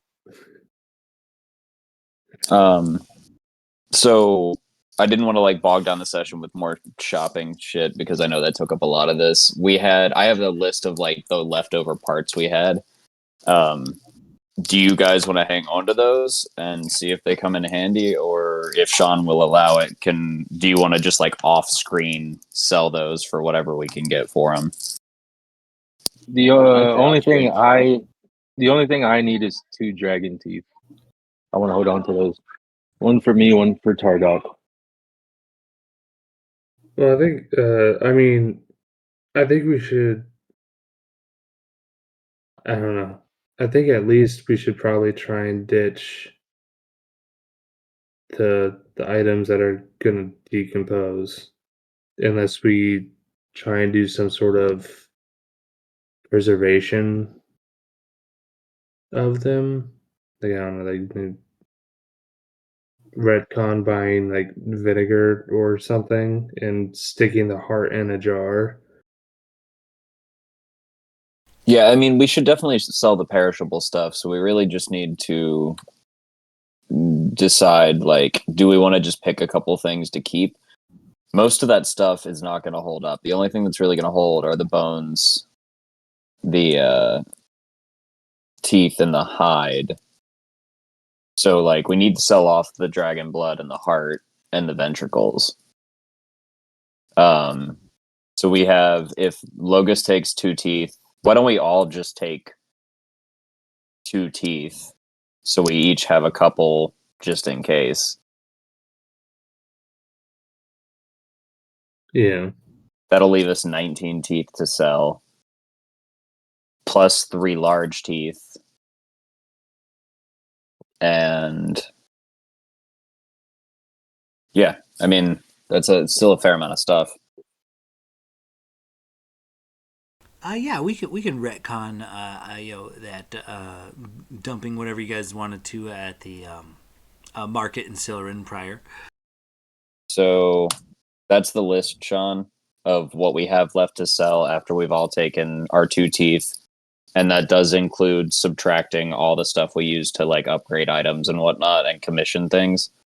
So there's no like need to do that right now, but that's what we would have sold.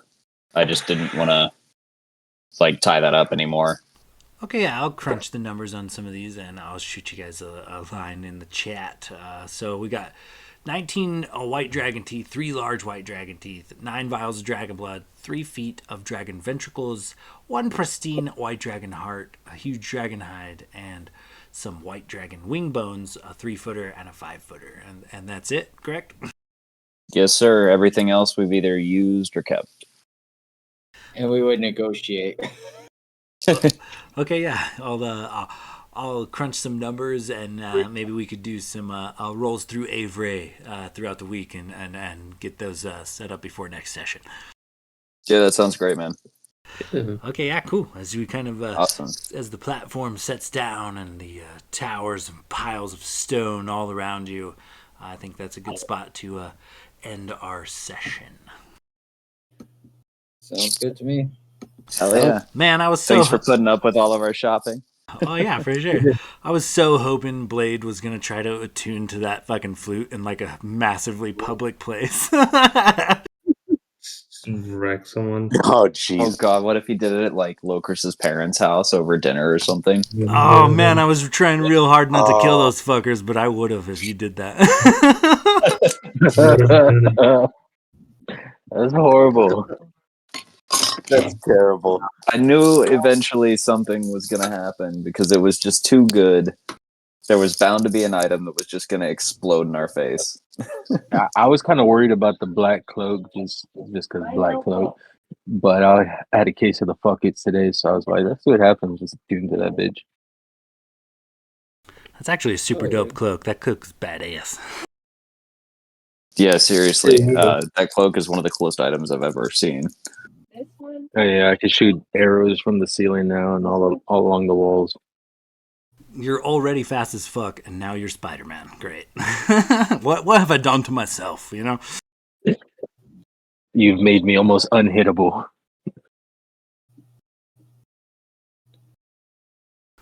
Well, shit, fellas, it's been a pleasure as always. Keep in touch on the socials, man, and we'll probably do this again soon. But I think I'm gonna take off. So, thanks again, fellas. That was a super fun sesh. Let's do this again soon. Hell yeah, good session. Alright. Absolutely. It should be noted. Next session that we do that's full campaign is session 50. I know you Ooh. guys are on the cusp. After next session, it's a downward march. You guys are about more complete with the campaign than you are not. So kind of cool. You guys are putting the finishing touches on this bad boy.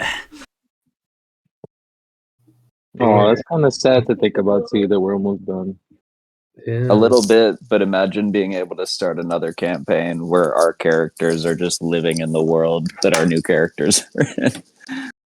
Also, That's going to be cool to I see. don't know about almost done. I mean, almost done technically, but I mean, if we've got another 50 sessions, that's about a year's worth of gaming. So, sometime in 2025, we'll probably finish this fucker. Blade will have a lot of kids. Yeah, by then. At least That's right. three. The next campaign is us as Blade's kids. I forgot. Yeah, he's the big bad evil guy in that one too. Weird. All right, guys, take it easy. I'll talk to you soon. All right, good Night, to- guys. Later, Hi, guys.